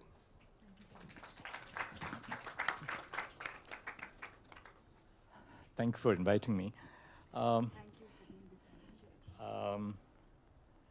Let me begin by expressing a reservation about the whole notion of he for she. Because to my mind, the topic he for she can be limiting in its nature. Because the battle for equality is not of one mainstream gender for another. It is a battle for equality of every individual, and it's a battle which is waged every single day for every individual in society. So he for she should not be understood as a limiting expression by which we define the quest for women's equality in terms of the man's perspective on the quest for women's equality. That's the first thing that I want to emphasize. The second thing I want to say is that the dominant discourse today presents the fight for gender equality as something which is beneficial for men, and that is the threat, which is the second point which I want to emphasize, leading up from the first point. The fight for gender equality then stems from the responsibility of men. Responsibility arising from the fact that men have been the beneficiaries of privilege across generations, across society, both in formal and institutional structures and institutions. The third is, I think, when you speak about he for she, the battle is as much about changing mindsets as a process which is intrinsic to the alteration of feudal and patriarchal structures, particularly in the context of a society such as ours. Because the object of a movement like this is essentially to change mindsets across the spectrum. The mindsets not only of men, but mindsets of women as well. Because subjugation, as a result of the prevalence, the domination of social structures, the patriarchal structures, the feudal structures in much of rural India, leads to a situation where women are, by the very nature of their birth, taught to believe in an ideology of being dominated. And I think changing mindsets of men and changing mindsets of women is the key to the movement. And finally, I just want to mention this, that India has slipped to the 112th position from the 108th in 2018 in the World Economic Forum's Global Gender Gap Index of 2020, which covered 153 economies. Among the 153 countries which were studied, India is the only country where the economic gender gap is larger than the political gender gap. Only 1/4 of women, compared with 82% of men, engage actively in the labor market, that is, people who are working or looking for work. One of the lowest participation rates in the world, and that makes us 145th. India ranks a low 150th on the Health and Survival Sub-Index, 94.4. As a result of the skewed sex ratio at birth, there are only 91 girls born for every 100 boys born, a ratio which is well below the natural one. And we must put this in the context of the South Asian region. The region is home to 860 million women, 3/4 of whom live in India. So when you put India in the perspective not merely of the world index, but particularly in the context of the South Asian region, which is closing on the gender gap, a lot really needs to be done. I think the significance of the he for she movement is its emphasis on the mind as much as on the dismantling of patriarchal legal and social structures. Very rightly so, Justice Chandrachud, and it gives rises to a set of questions which I was already carrying in my mind to ask, Dr. Evans, because she has authored several papers on feminism.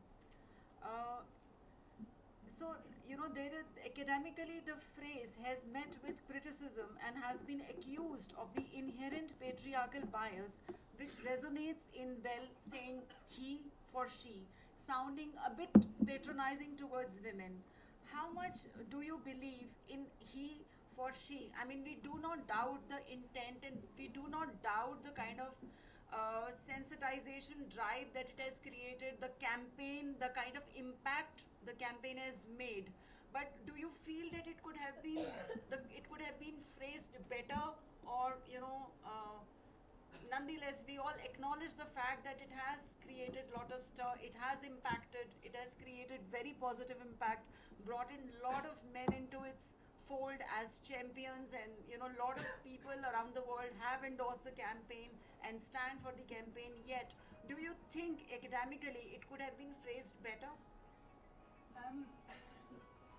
I'm not sure. I think what's going on is something where I think what he for she does is to point out, as other speakers on this panel today have pointed out, the extent to which men have occupied a privileged position across the globe. It's not about one country, it's multicultural. And so obviously there's a sense in which there's tremendous pressure to try and bring women up to the place that men occupy. That kind of equalizing pressure is a very powerful one. The problem is, I think, although I fully support the idea that you have to change human mindsets and not just the mindsets of men, you have to change the mindsets across the gender divide, across the binary divide.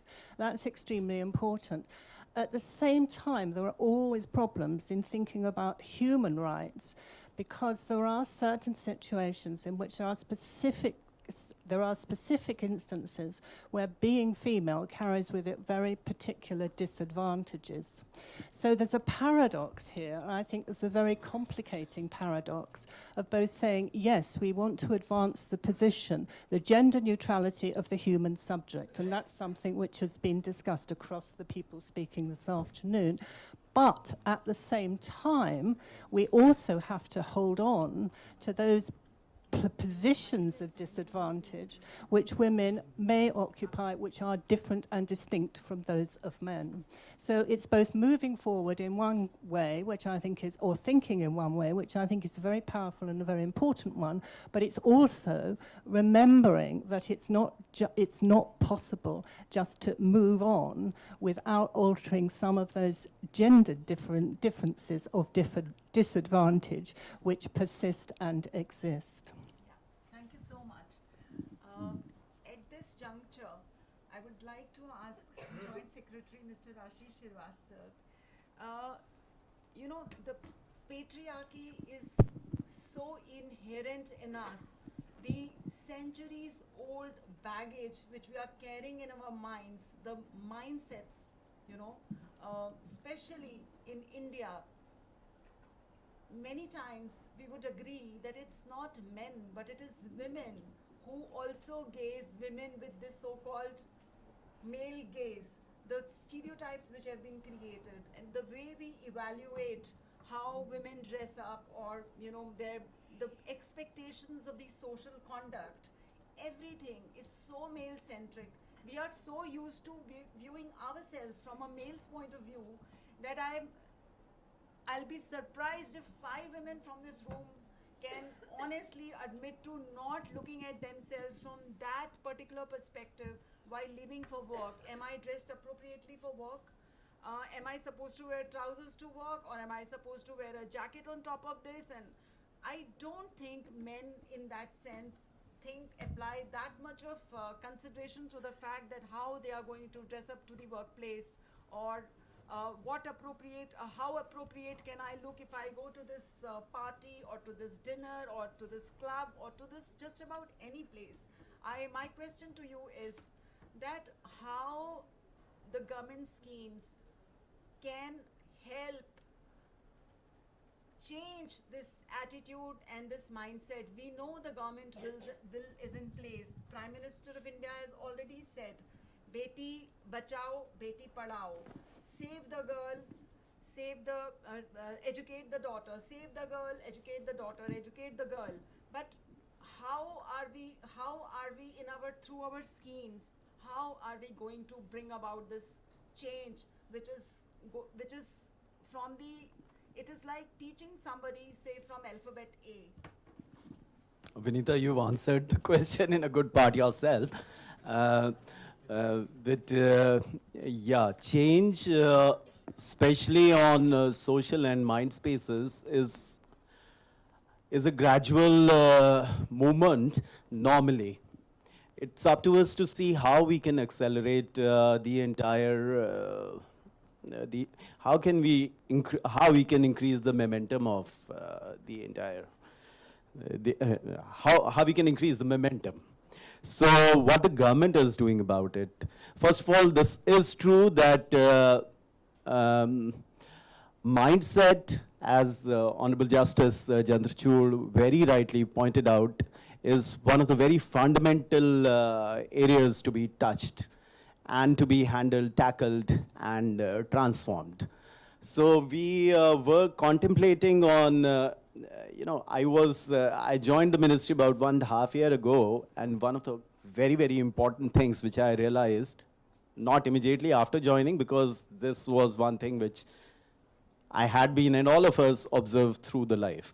So that transforming mindsets, a mindset change campaign, those kinds of things really need to be taken up. But does the government do that? And if the government does that, how the government does it, to what extent, to what depth, to what breadth, and so all those kinds of things were there. As far as schemes and programs are there, number one, there you rightly said there's the Beti Bachao, Beti Padhao, which is save the daughter, educate the daughter, and Honorable Prime Minister, expanded the understanding and the domain of this slogan to Beti Badhao, which has also helped the daughter grow and expand her scopes, flourish. So that is one thing. The government across now gender is not a very tight vertical. Actually, it's spread across. It is cross-sectional. It intersects and it pervades all across all ministries, all domains of intervention and work of the government. So one of the ways in which government does look at it is by way of doing a gender budgeting analysis, in which in terms of financial allocation of resources, how much on every initiative, intervention, scheme, program of the government is really going on gender identified, this much for women, this much for, overall. So that is one way in terms of rupees, and of course in terms of interventions. Outputs and outcomes. Outputs is, I lift a pen, the pen is lifted. Outcome is if I write something, what is it that I'm writing? So outputs and outcomes. So there are a good number of things about women's safety, about cultural and social norms. Why should my daughter, my wife, my sister, my mother, they have to, or any of the women I know or I'm seeing right now, or why should any of the men have to think what they are going to wear when they are going to go out? They should feel happy wearing that. Now, if they are happy, confident, and feeling good about it, then its acceptance in a certain kind of a social setup would be, yes, to a certain extent relevant. If one is going to office, one needs to be dressed in a certain way. If one is appearing in sir's court, one has to be very absolutely properly formal. Sir, with your kind permission. And so, but, in general social spaces, how my daughter goes, dresses, that should be totally up to her. If she is walking from a metro station to her house, and the lane is partially lit and partially not lit, and if there's a car crossing by, and if there's a boy who's, just trying to ogle at her and making her feel uncomfortable without doing anything more for the time being, then that is also, it's seriously offensive. When I hear my daughter saying this to me, I feel absolutely, and I'm sure any of us would. So, so the issue is about changing mindsets, changing behavioral patterns, and extending to the best extent possible behavior change initiatives and mindset change initiatives.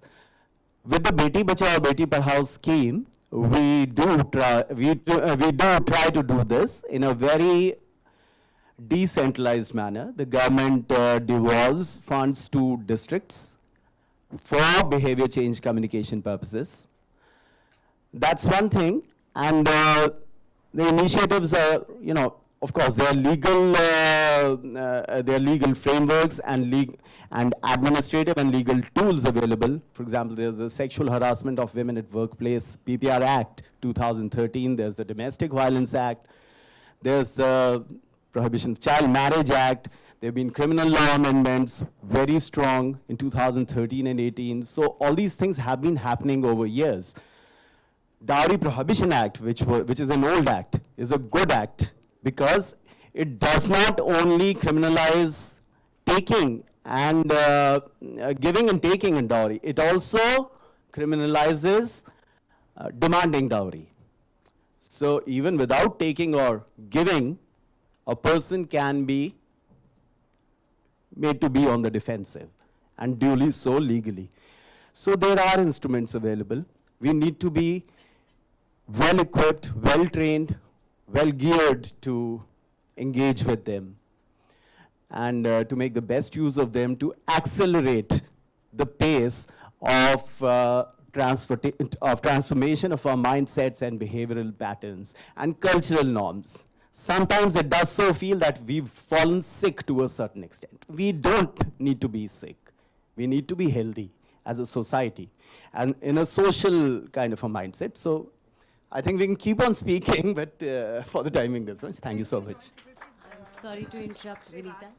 For 2 minutes, if the panel allows me, Mahatma Gandhi's granddaughter is here, and I'll take these 2 minutes to just, We'd like to say acknowledge the presence of namaskar to Mrs. her. Tara Gandhi Bhattacharya. She is a very well-known face. She's been very instrumental in taking the legacy of her grandfather forward and promoting peace and solidarity.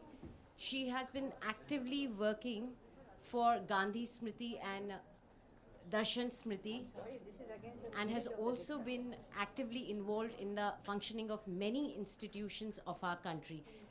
She also worked actively for Save the Ganga campaign. Thank you very much, ma'am, for being here.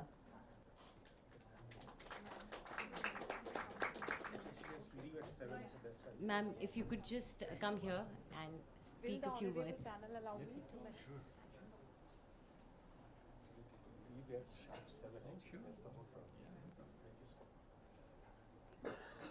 Thank you so much, all of you. And calling me like this probably is against the spirit of the whole discussion. And I have learned so much from all of you, from each one of you.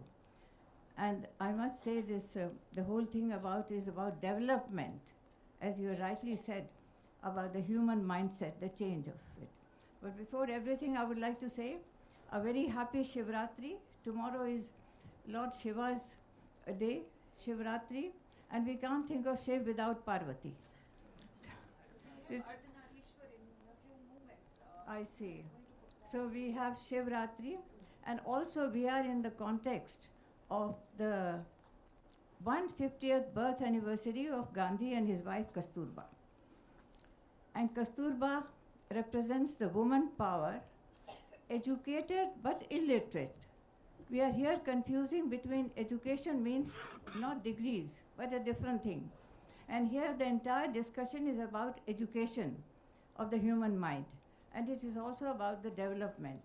So I think I have learned a lot, and each one somehow you took the word out of my heart, my mouth, because what you said actually reflected my own thoughts also. And this human set has to change, human mindset.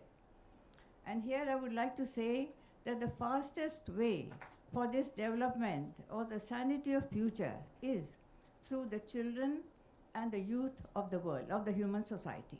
How do we change it? Of course, we can discuss and we can come to decisions, but unless we start thinking of the human mindset, the change, we have to think of the children and the youth. And in India, I'm talking here of India, we have different way of treating the girl child and the boy child. Why only girl child? Why only beti bachao? Beta bachao. It should be equally beta. Beta padhao. The boy child is also very vulnerable. Most of the terrorists we have today have gone through brutal childhood. And that's why they reflect. So the best way and the shortest way, nothing is 100% sure, is through the right education of the child, which should be part of the development. And this would also be, let me put it, because Gandhi is a global figure, this is also would be the real tribute to Gandhi if we can do that. As he said rightly, they were just 14-year-old when Gandhi and Kasturba got married, and at the end of his life, Gandhi always said that my wife, without her, I would not have learned the meaning of non-violence. I think the education of the boy child is very important, so that what is the best gift we can give to the children for tomorrow is a beautiful memory. So with all of you, I'm there for the sanity of future, and thank you, ladies and gentlemen. I have learned something from all of you, and thank you for this interruption. It is so academic and so powerful that I really have to, I don't know how I'll pardon myself for this, but thank you, all of you.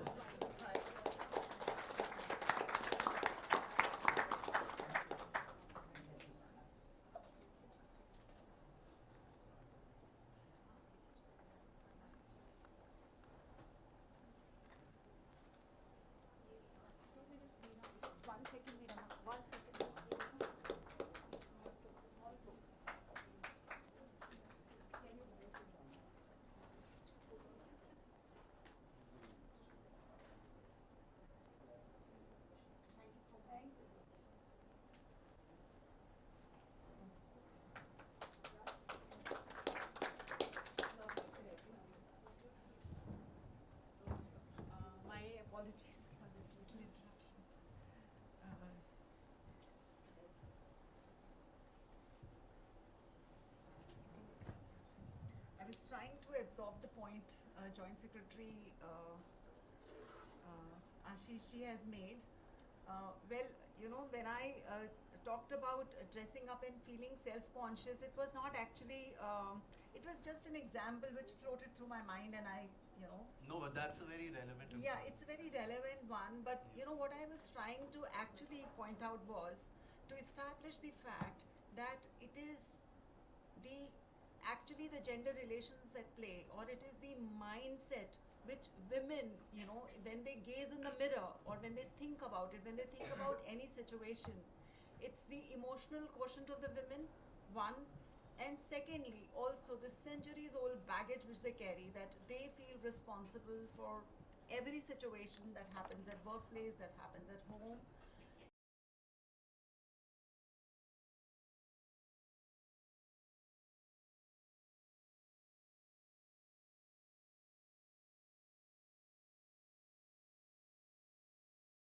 Expected to.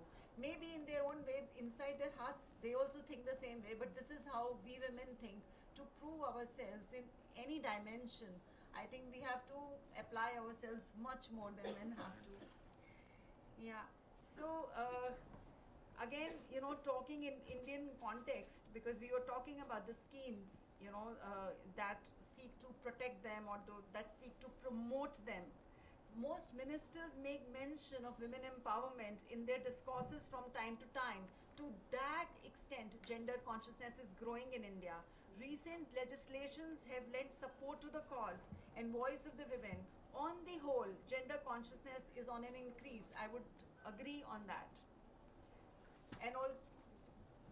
So my question to Justice Mr. Chandrachud, sir, you have authored such path-breaking judgments.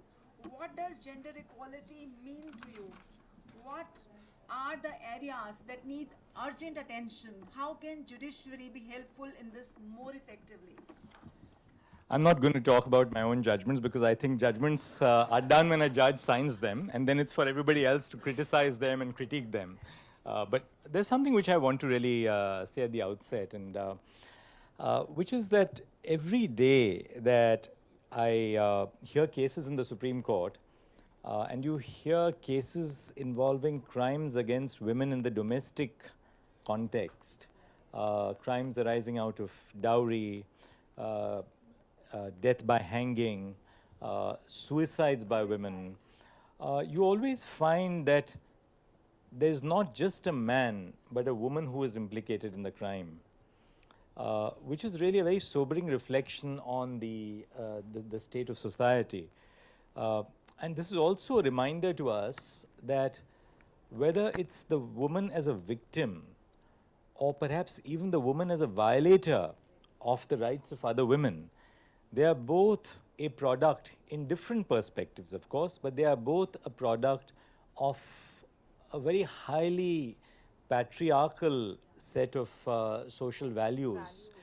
Because how is it that a woman who is, say, a mother-in-law at the age of 50 or 55 turns a violator 30 years down the line when perhaps she has faced the kind of discrimination which you find the daughter-in-law facing in the crimes against women? And this I find repeatedly in case after case after case, that women as victims, women as violators, are all part of this social conditioning, a social system, a system of very highly male-dominated patriarchal and feudal setups in which women are viewed really as in a very different way. There are three areas of gender equality which I want to emphasize. First, the rights of women in the domestic sphere, because that is where I think the core of the work on equality remains to be done. As we know in India, reproductive decisions are sometimes taken collectively as a family. The choice as to whether or not to have a child, whether to continue to with the pregnancy or not, these are decisions which are not taken by the woman herself, which deprives her of her sexual agency. And this has a very disparate impact on not merely the health of the woman, but on the professional development of women. when does a girl get married? When does a woman get married? Uh, whom does she get married to? These are all critical decisions. On child rearing, the traditional belief is that this is the domain and the obligation of women, which needs to be questioned, something which Vinita mentioned a short while ago. So, measures such as the extension of paternity leave for men in the workplace, these are measures which really must challenge the prevalent mindsets of what is regarded as the proper role for women and the proper role for women, so to speak, in the domestic environment. The second area, I think, is you need to focus on the rights of women in the labor market, because a patriarchal labor society is also premised on a certain degree of male nervousness against women, that the excellence of women, which really would perhaps lead to the exclusion of men from a very tight job market. Now, that is the core reason why women are being excluded from managerial positions and from equal pay for equal work, which is essentially recognized as a fundamental constitutional precept. Now, both are inherently connected to equal worth and a sense of dignity for women, which cannot be divorced from a market economy. So there has to be positive protection in the labor market, and it is wrong, there must be an assessment that it is wrong to frame paternalistic policies. Will you not recruit a woman because she is, as it were, in a childbearing age? Work environments must be premised on choice. The choice for a woman to leave early, not to be compelled to leave early from the workplace. The choice to have or not to have menstrual leave. Now, these are essential key elements of reframing labor policies, which I think we need to talk about. And the third area which I want to focus upon is not just to focus on women, but to focus on the rights of gender minorities. The transgender community, for instance, faces social exclusion, and as a result of which the transgenders are mired in poverty in India. So the dialogue on gender equality cannot end with a he for she hashtag and must include all gender identities, so that the right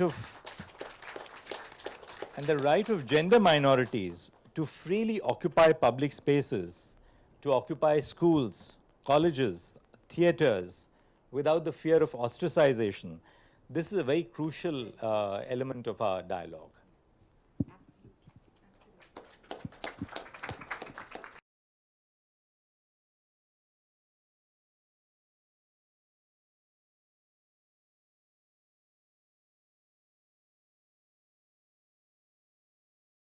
Yeah, we are all aware of it, so I'm not going to mention it here. And taking it forward to His Excellency, Hugo Astuto, sir, you have a distinction of living in so many different countries and different cultural environments, say Europe and Asia, also Nairobi, I read in your profile. So how and what would your message be that where is this movement going? What is the future of the movement, and what kind of impact do you anticipate this movement can make in different cultural and contexts and in different continents? Thank you. Thank you very much, madam. Well, yes, indeed. I've had the privilege of living in very different cultural contexts, so there certainly are differences. But I think what is of importance here is that there are universal values which are common to mankind, universal values of human dignity, freedom, equality, and solidarity. And I think that among these universal values, the point of equality, gender equality, the need to ensure equality of opportunity to men and women is certainly key, irrespective of the cultural context. That is very true, sir. Sir, despite, sir, can I ask for the mic? Thank you, sir. I would like to read from the report. Justice Chandrachud also just now mentioned. So I would like to read a few sentences from the report itself. There is no country where men spend the same amount of time on unpaid work as women, cites the World Economic Forum Global Gender Gap Report 2020. Here's another from the same report. In the past 50 years, 85 states have had no female head of state.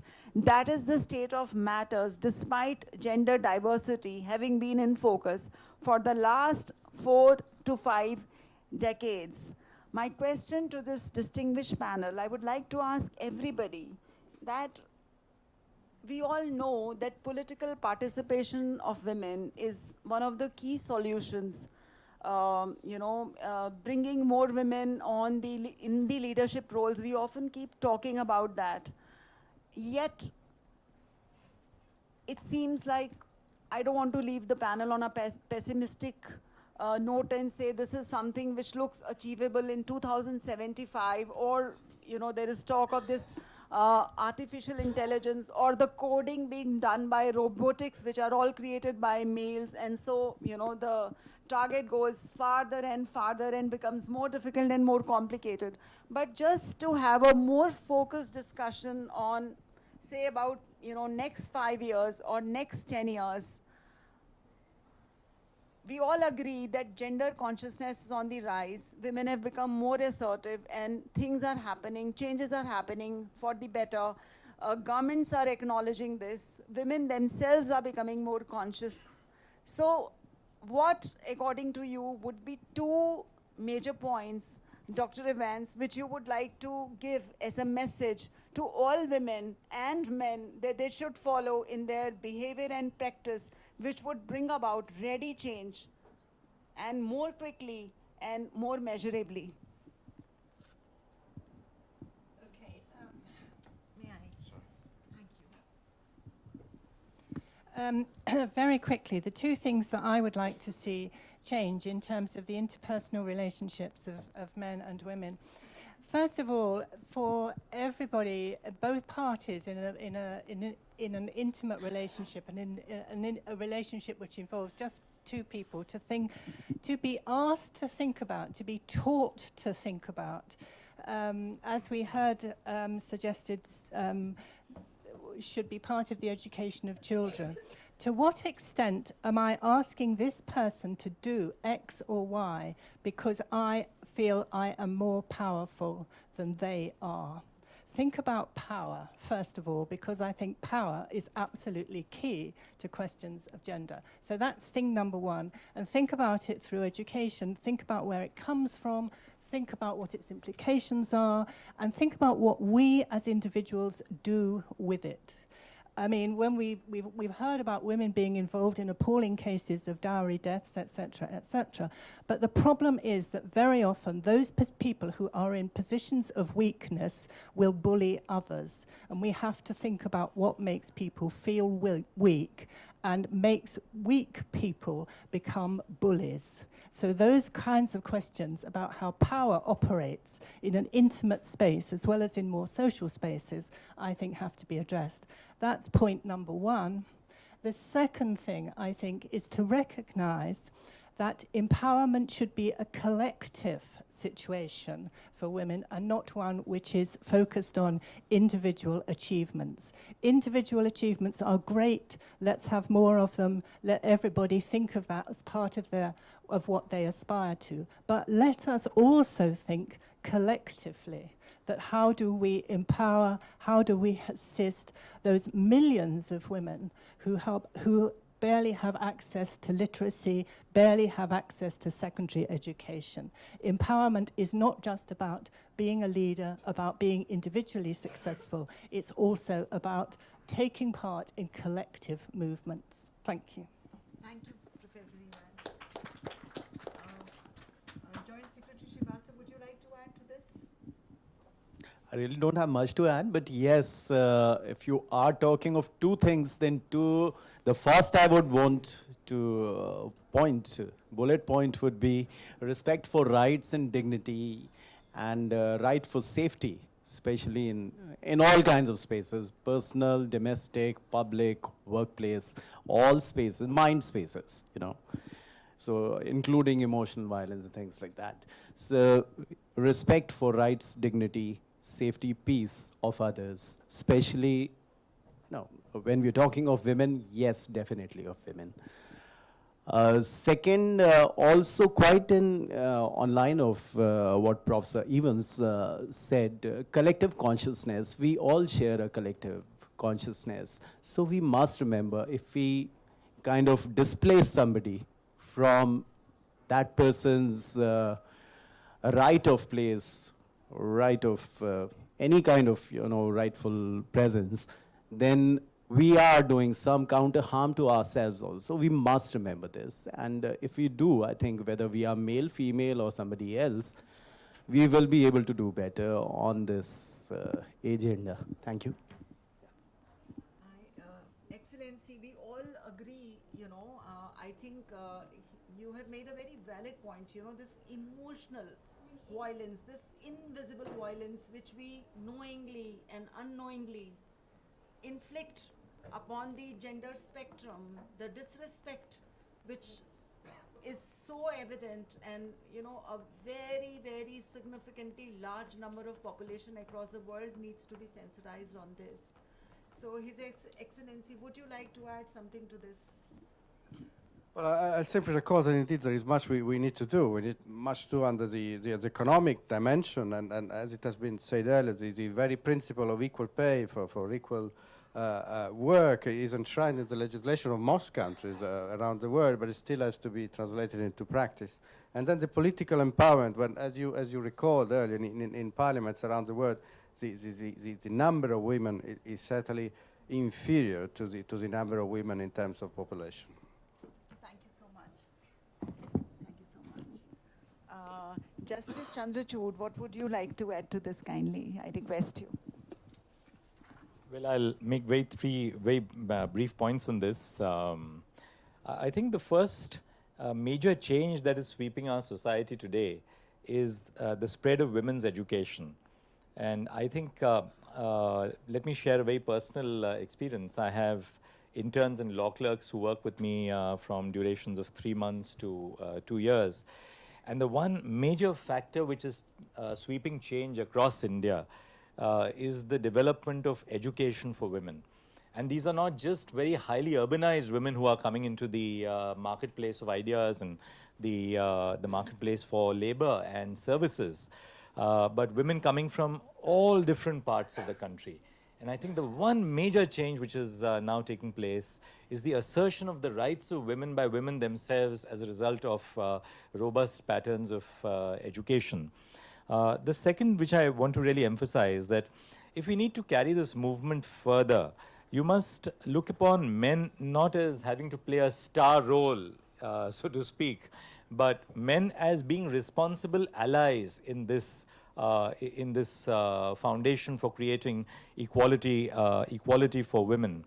And the third, that it's also important for us to begin at the top, just as we are looking at the mainstream of society, to make our public institutions more inclusive, have more women into responsible positions of governance, whether it be in the courts, whether it be in parliament, whether it be in government.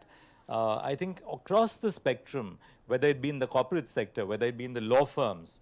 So it's important that we have a greater sense of inclusion for women, because ultimately if something has to work in breaking these stereotypes that presume that, well, women are emotional, men are the breadwinners, women are weak, men are the people who lead from the front. If you have to break these stereotypes, the only way you can do that is by the example of women who are breaking those stereotypes and creating examples for themselves as role models for the rest of society. Absolutely, I absolutely concur. And I think we need to open the floor to Q&A, because I can see so many hands raised, and I think. Okay, all right. Because we have an international panel here. We have not spoken about technology and women. We have already spoken in the first Okay, panel, ma'am. so all right. So I think I was at work. I have brought this out even to Tata Memorial Hospital. The medical equipment in hospitals is not friendly to the woman's anatomy.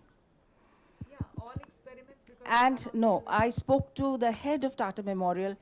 He says, I took a group of journalists there, this Department of Atomic Energy, and they showed us all these nuclear machines. He says all the machines are made in America, in the US. We only import them. A case in point is the mammography machine, which Not be the right panel for this question, no, ma'am. but Please kindly people are from continue. here, technology and women. Men don't go through mammography tests.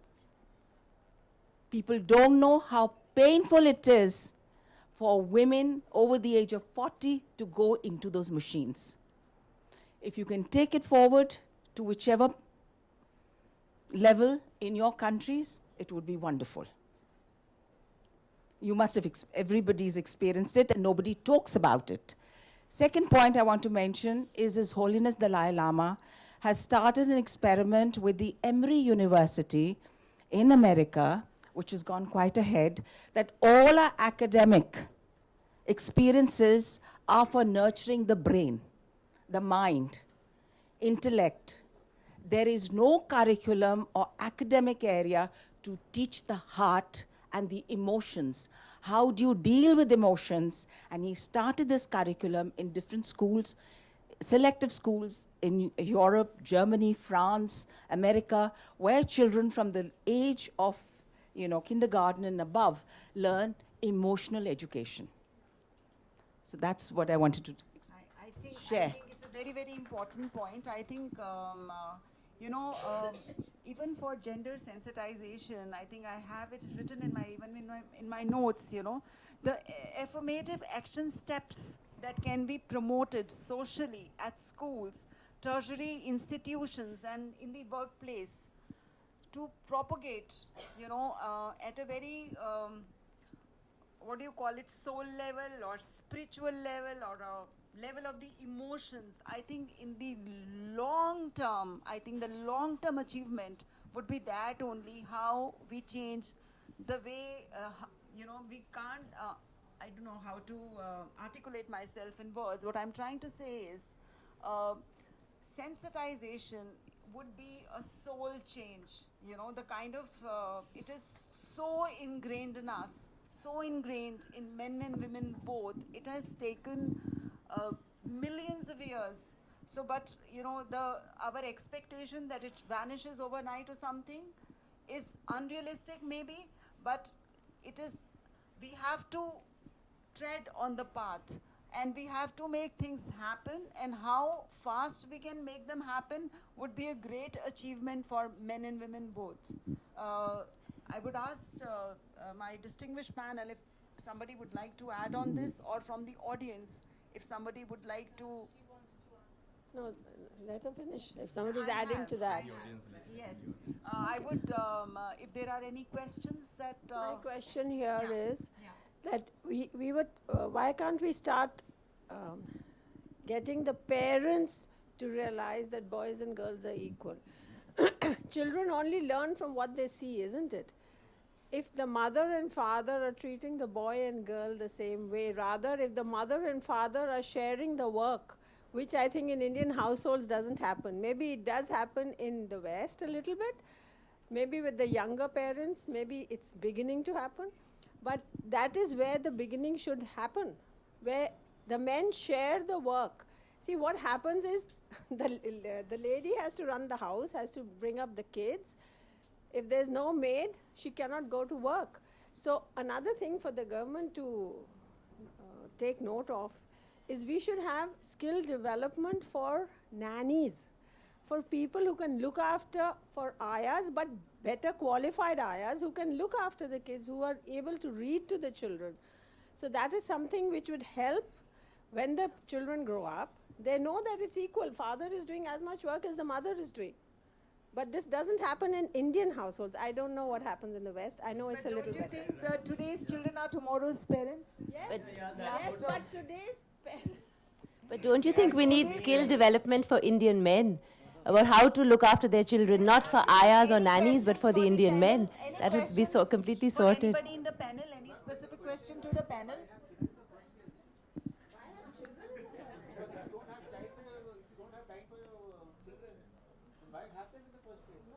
No, but that would hold true for both the parents, no? That's a decision, you know. I think if we need time to Madra, it's already 7:30. We have to shortcut. There is a bell. Where is the bell?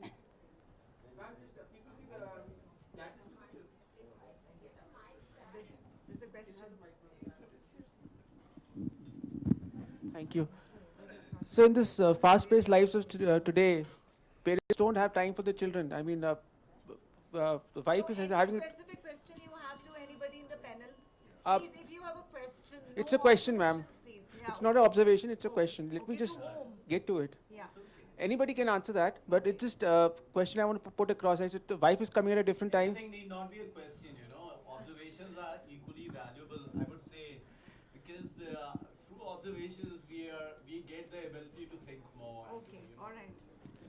Thank you for this time, ma'am. So I just wanted to ask her that wife is coming at a different time. So what I understand you want to say is, and what the two ladies here were saying also is, the decision to have a child, if one is not really having the resource bandwidth and the time bandwidth to really bring up the child, to look after the child personally and to groom the child personally.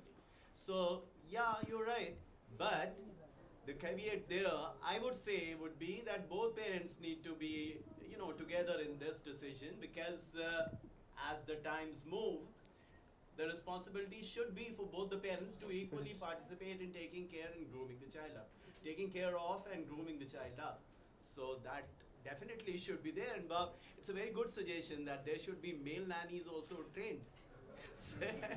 If we can have a better word for male nannies. You know, one thing which I want to add on this, which is what ma'am said, that I think gender sensitization of men has to start from our schools, because and homes, because young children when they go to school, one thing which we don't teach children when they are very young, particularly the young men, is the importance of, you know, making your own food, carrying your own plate to the kitchen, for helping your mother when she is, you know, undergoing her periods, all kinds of things like that. So I think it's crucial that schools start this. You know, across the board, I've seen this in Mumbai, for instance. I originally belonged to Mumbai, but, you know, I went to Allahabad. I worked in Allahabad as Chief Justice for several years. Now, of course, I'm here. One thing which schools don't really, if you look at the school curricula, it's always the mother. Mothers have to come to school. Mothers will take the child by carpool. It's never the father, it's never the parent. Even the circulars which most schools today send are always couched in gender insensitive terms. So it's presumed that, well, the mother will be doing this. Why? So I think it's very, very important when we are talking of changing the mindsets, that we change the mindsets of the schools as well, and ensure that this element of sensitization begins when young boys are 2 and 3 and 4 and 5 years old. That's when you have to teach them the right values. Absolutely. Gender equality business. See, I've spent decades growing up, and I must say, I've watched this instinct of women changing over the years. We were born with maternal instincts, which we are losing. You know, in a home, many years ago, the girl used to feel maternal towards her younger siblings and would look after when the mother was sick. Now, there was nothing wrong or questionable about it. But today, when a girl is said, look after your brother, he's not well, now she'll rebel. She'll say, I'm a woman. You can't do that to me. You're torturing me. Why should I be the only one to look after the child? But that you're killing the maternal instinct of a child. I'll tell you an example. I was 30 years old. I was going to the university. I was a professor. I was retired. And this rickshaw puller told me, oh, ma'am, you look like my mother. I never said anything to him. I said, really? I'm so happy I look like your mother. In what ways? He said, because you're talking so gently. Then, when I was 50 years old, this petrol pump where I fill my car with petrol, he says, Dadi, grandmother, oh, I've seen you over the years. Where did you disappear in the last 2 years? Other women would take affront. How dare he call me a grandmother, and how dare that man call me a call me a mother. You know, I think women should really cultivate that maternal instinct and that love. I think we are killing love and we're forgetting to smile. The men are forgetting to smile, the women are forgetting to smile. There's no sense of humor in society, and I feel so shocked because I'm full of sense of humor. I can laugh at myself. But nobody can laugh at themselves any longer. It's really torturous for me to see this change. I'm 70 years old and I feel so sick when young people say, you know, that boy said this to me. I said, why didn't you say you're so handsome too?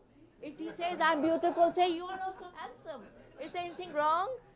I mean, why don't they say a sense of humor? Please, let's allow girls to continue sense of humor. Thank you, ma'am. Do that. This panel needed some humor, So, ma'am. on the lighter note, when Justice Chandrachud says light note, something... ma'am. 1 second. Ma'am, so much. You said so well. We must all flourish into being what we are. Yeah, so there's nothing wrong about it. It's about elbowing somebody out of that person's space, which we are talking about. I think that is what the intention is. We don't want to elbow somebody out of one's own space just to have more space for myself. So, you know, Bhadra, am I annoying you? We'll just take 5 minutes. Are you okay? Okay, yeah. So when Justice Chandrachud says that Constitution in its very nature is feminine, he gives us hope. Thank you very much.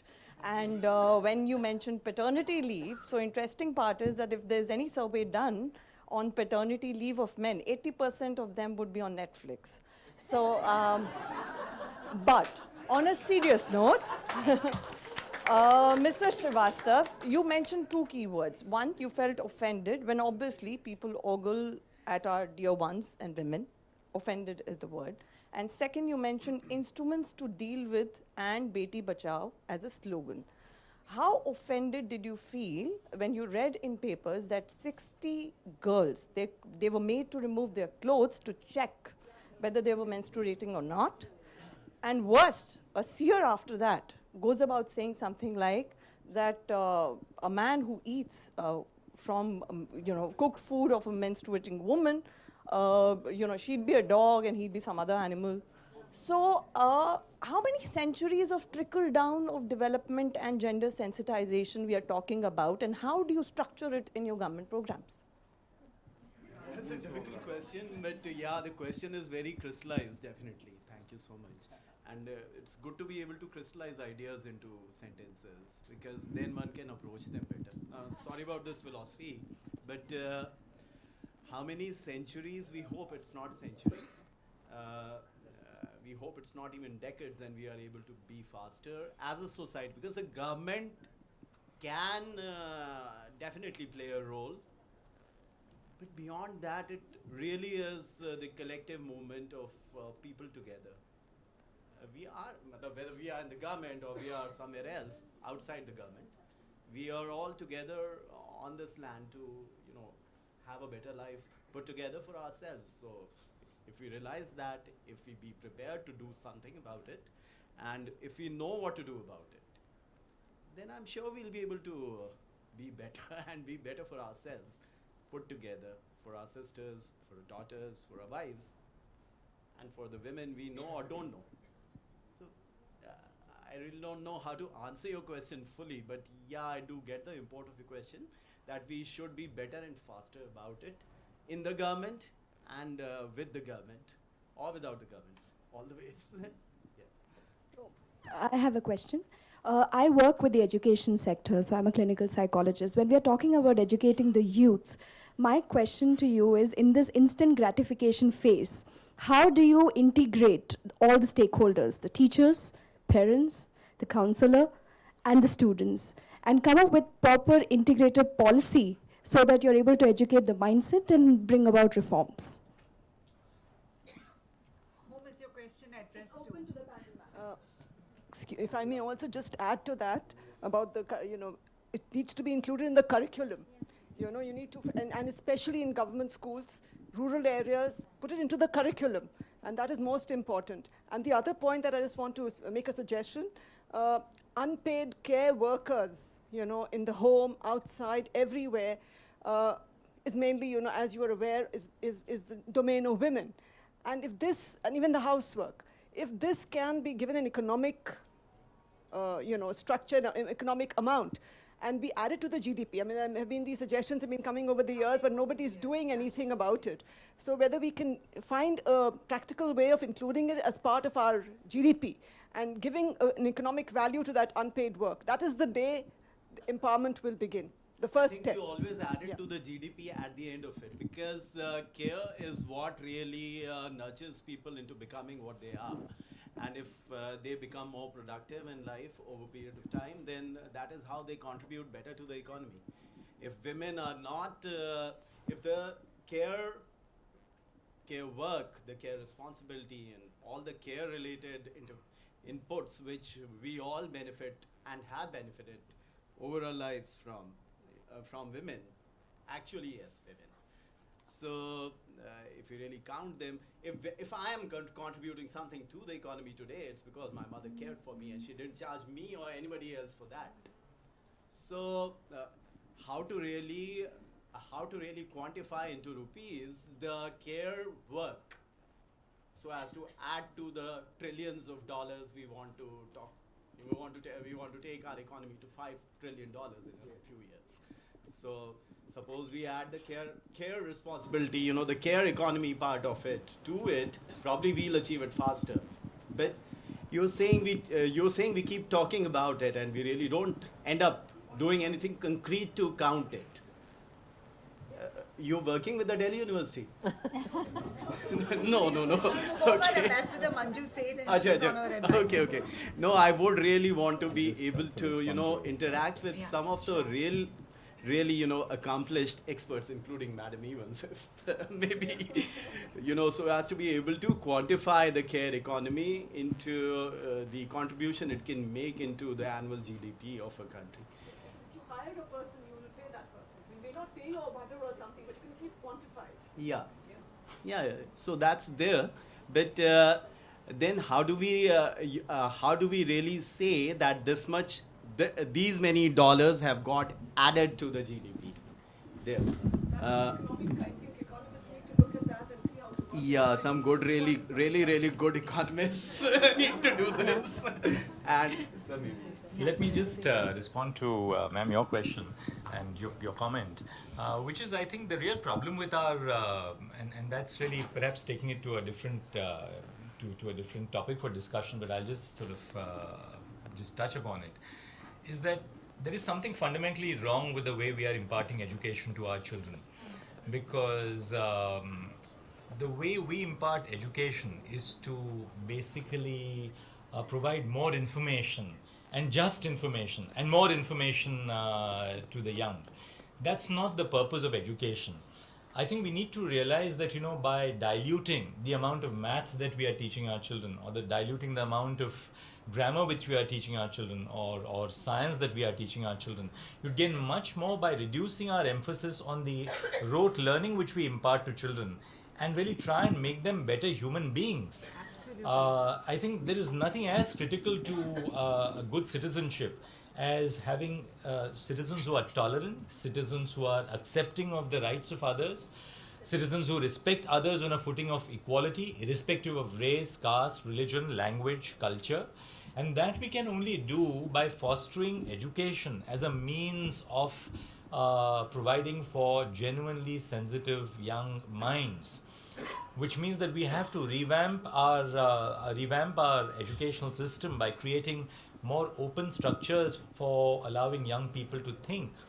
So I think that is crucial, and it's not just enough that we keep on providing more and more and more and more learning to individuals. Yeah, maybe we are going to produce a set of geeks for the future. We really need to create more good citizens for the future. Insofar as unpaid work is concerned, there are examples, for instance, in the context of the motor accidents claims, when an accident takes place and the person who is involved in an accident, perhaps somebody who's died or disabled, is a homemaker. How do you assess her loss of income for the future? So our courts have now really laid down that, look, even if the person who was involved in an accident was a homemaker who does not have income in the conventional sense, you don't have a salary slip where the income earner is earning, say, 50,000 rupees a month, yet unpaid home work it has an economic value.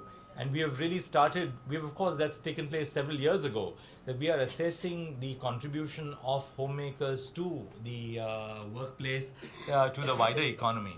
But I think these concepts need to really be to be emphasized, so as to bring a real sense of self-worth to women also. My mother never went to work, and I do believe, I mean, she's no longer with us for the last decade and more. I always felt that she had this thing at the back of her mind, that she was not contributing to the income generation of the family. But I think, yes. But I think the more important part was that, look, the contribution which she made is something which she never understood in terms of just the economy, the economics of it all. We were too young to really tell her that. But now looking back on life, you have happinesses, you have regrets. And I think that's one critical thing that must be happening to millions of women across the spectrum in India, which needs to be acknowledged when women are playing the role of homemakers. Homemaker. Last question. Last question of the day. Yeah, we are discussing that the education should be there and like from the young age. Now what I see is that education should be there, not even on the young age, but the adult age and even to the age of like above 50 also. And one education that needs to be there with everybody is that how their body function and how their emotion function according to their body and how their mindset function, because these three are completely integrated with each other. Like if your mind is thinking something else and your body is doing something else and your emotions are working completely different, and this is what is happening these days, because everybody is speaking something but they are feeling something completely different. So how we should actually implement that from the core age till the end age, because we have to like the complete society has to bring that change, otherwise the change won't happen. Because I we think can. Your question is pretty much the same which Justice Chandrachud just answered, and the entire, I think, panel has also been agreeing on that. That the change has to come, and that change has to begin from home, and also has to be taken forward from school. The mindset, how it is created, the values, how they are imparted in different cultural contexts. Those values have to be more encompassing, they have to be more gender sensitive, and they have to be emotionally balanced, so that the kind of the child that the society raise, whether it is in United States of America or Europe or India or Africa, anywhere, the children, the future generations, they are more gender sensitive. Thank you very much. That's why we need to make a course which should be available for everybody just to do it. Yeah, you can't make a single curriculum available to the entire world. I think because cultural contexts are so different, and they are, we should appreciate it and admire that. And I think that, of course, some common things and some things which are particular to that culture and that geographical region or that, maybe, let's see. I would invite one last comment, if there is anything that anybody from panel wants to add, and then we. I can see a lot of more questions, and Bhadra is all ready to come up on stage, and I can't keep my star artists waiting, and there is dinner for you all, and we can't delay that anymore. And on this note, I thank this extremely distinguished panel and keeping you all on your tenterhooks with questions and stimulating. Thank you so very much. Thank you, Professor Evans. Thank you, Joint Secretary Ashish, for joining us at this last minute. I could not even introduce you properly. You're such a learned person, so many degrees, so much. Thank you, His Excellency. Thank you so much. I've started from the school ma'am teaches. I will request Amra Thank you, Foundation. Justice Chandrachud. Thank you, everybody, for your valuable time. And more than anybody, thank you, all of you, for being such wonderful audience and asking such stimulating questions. Thank you so much. Thank you. We're all waiting for Bhadra's performance. I request Amra Foundation to felicitate the guests. Everybody to just remove the table and chair quickly. And, We'll have a photo op first, then felicitation.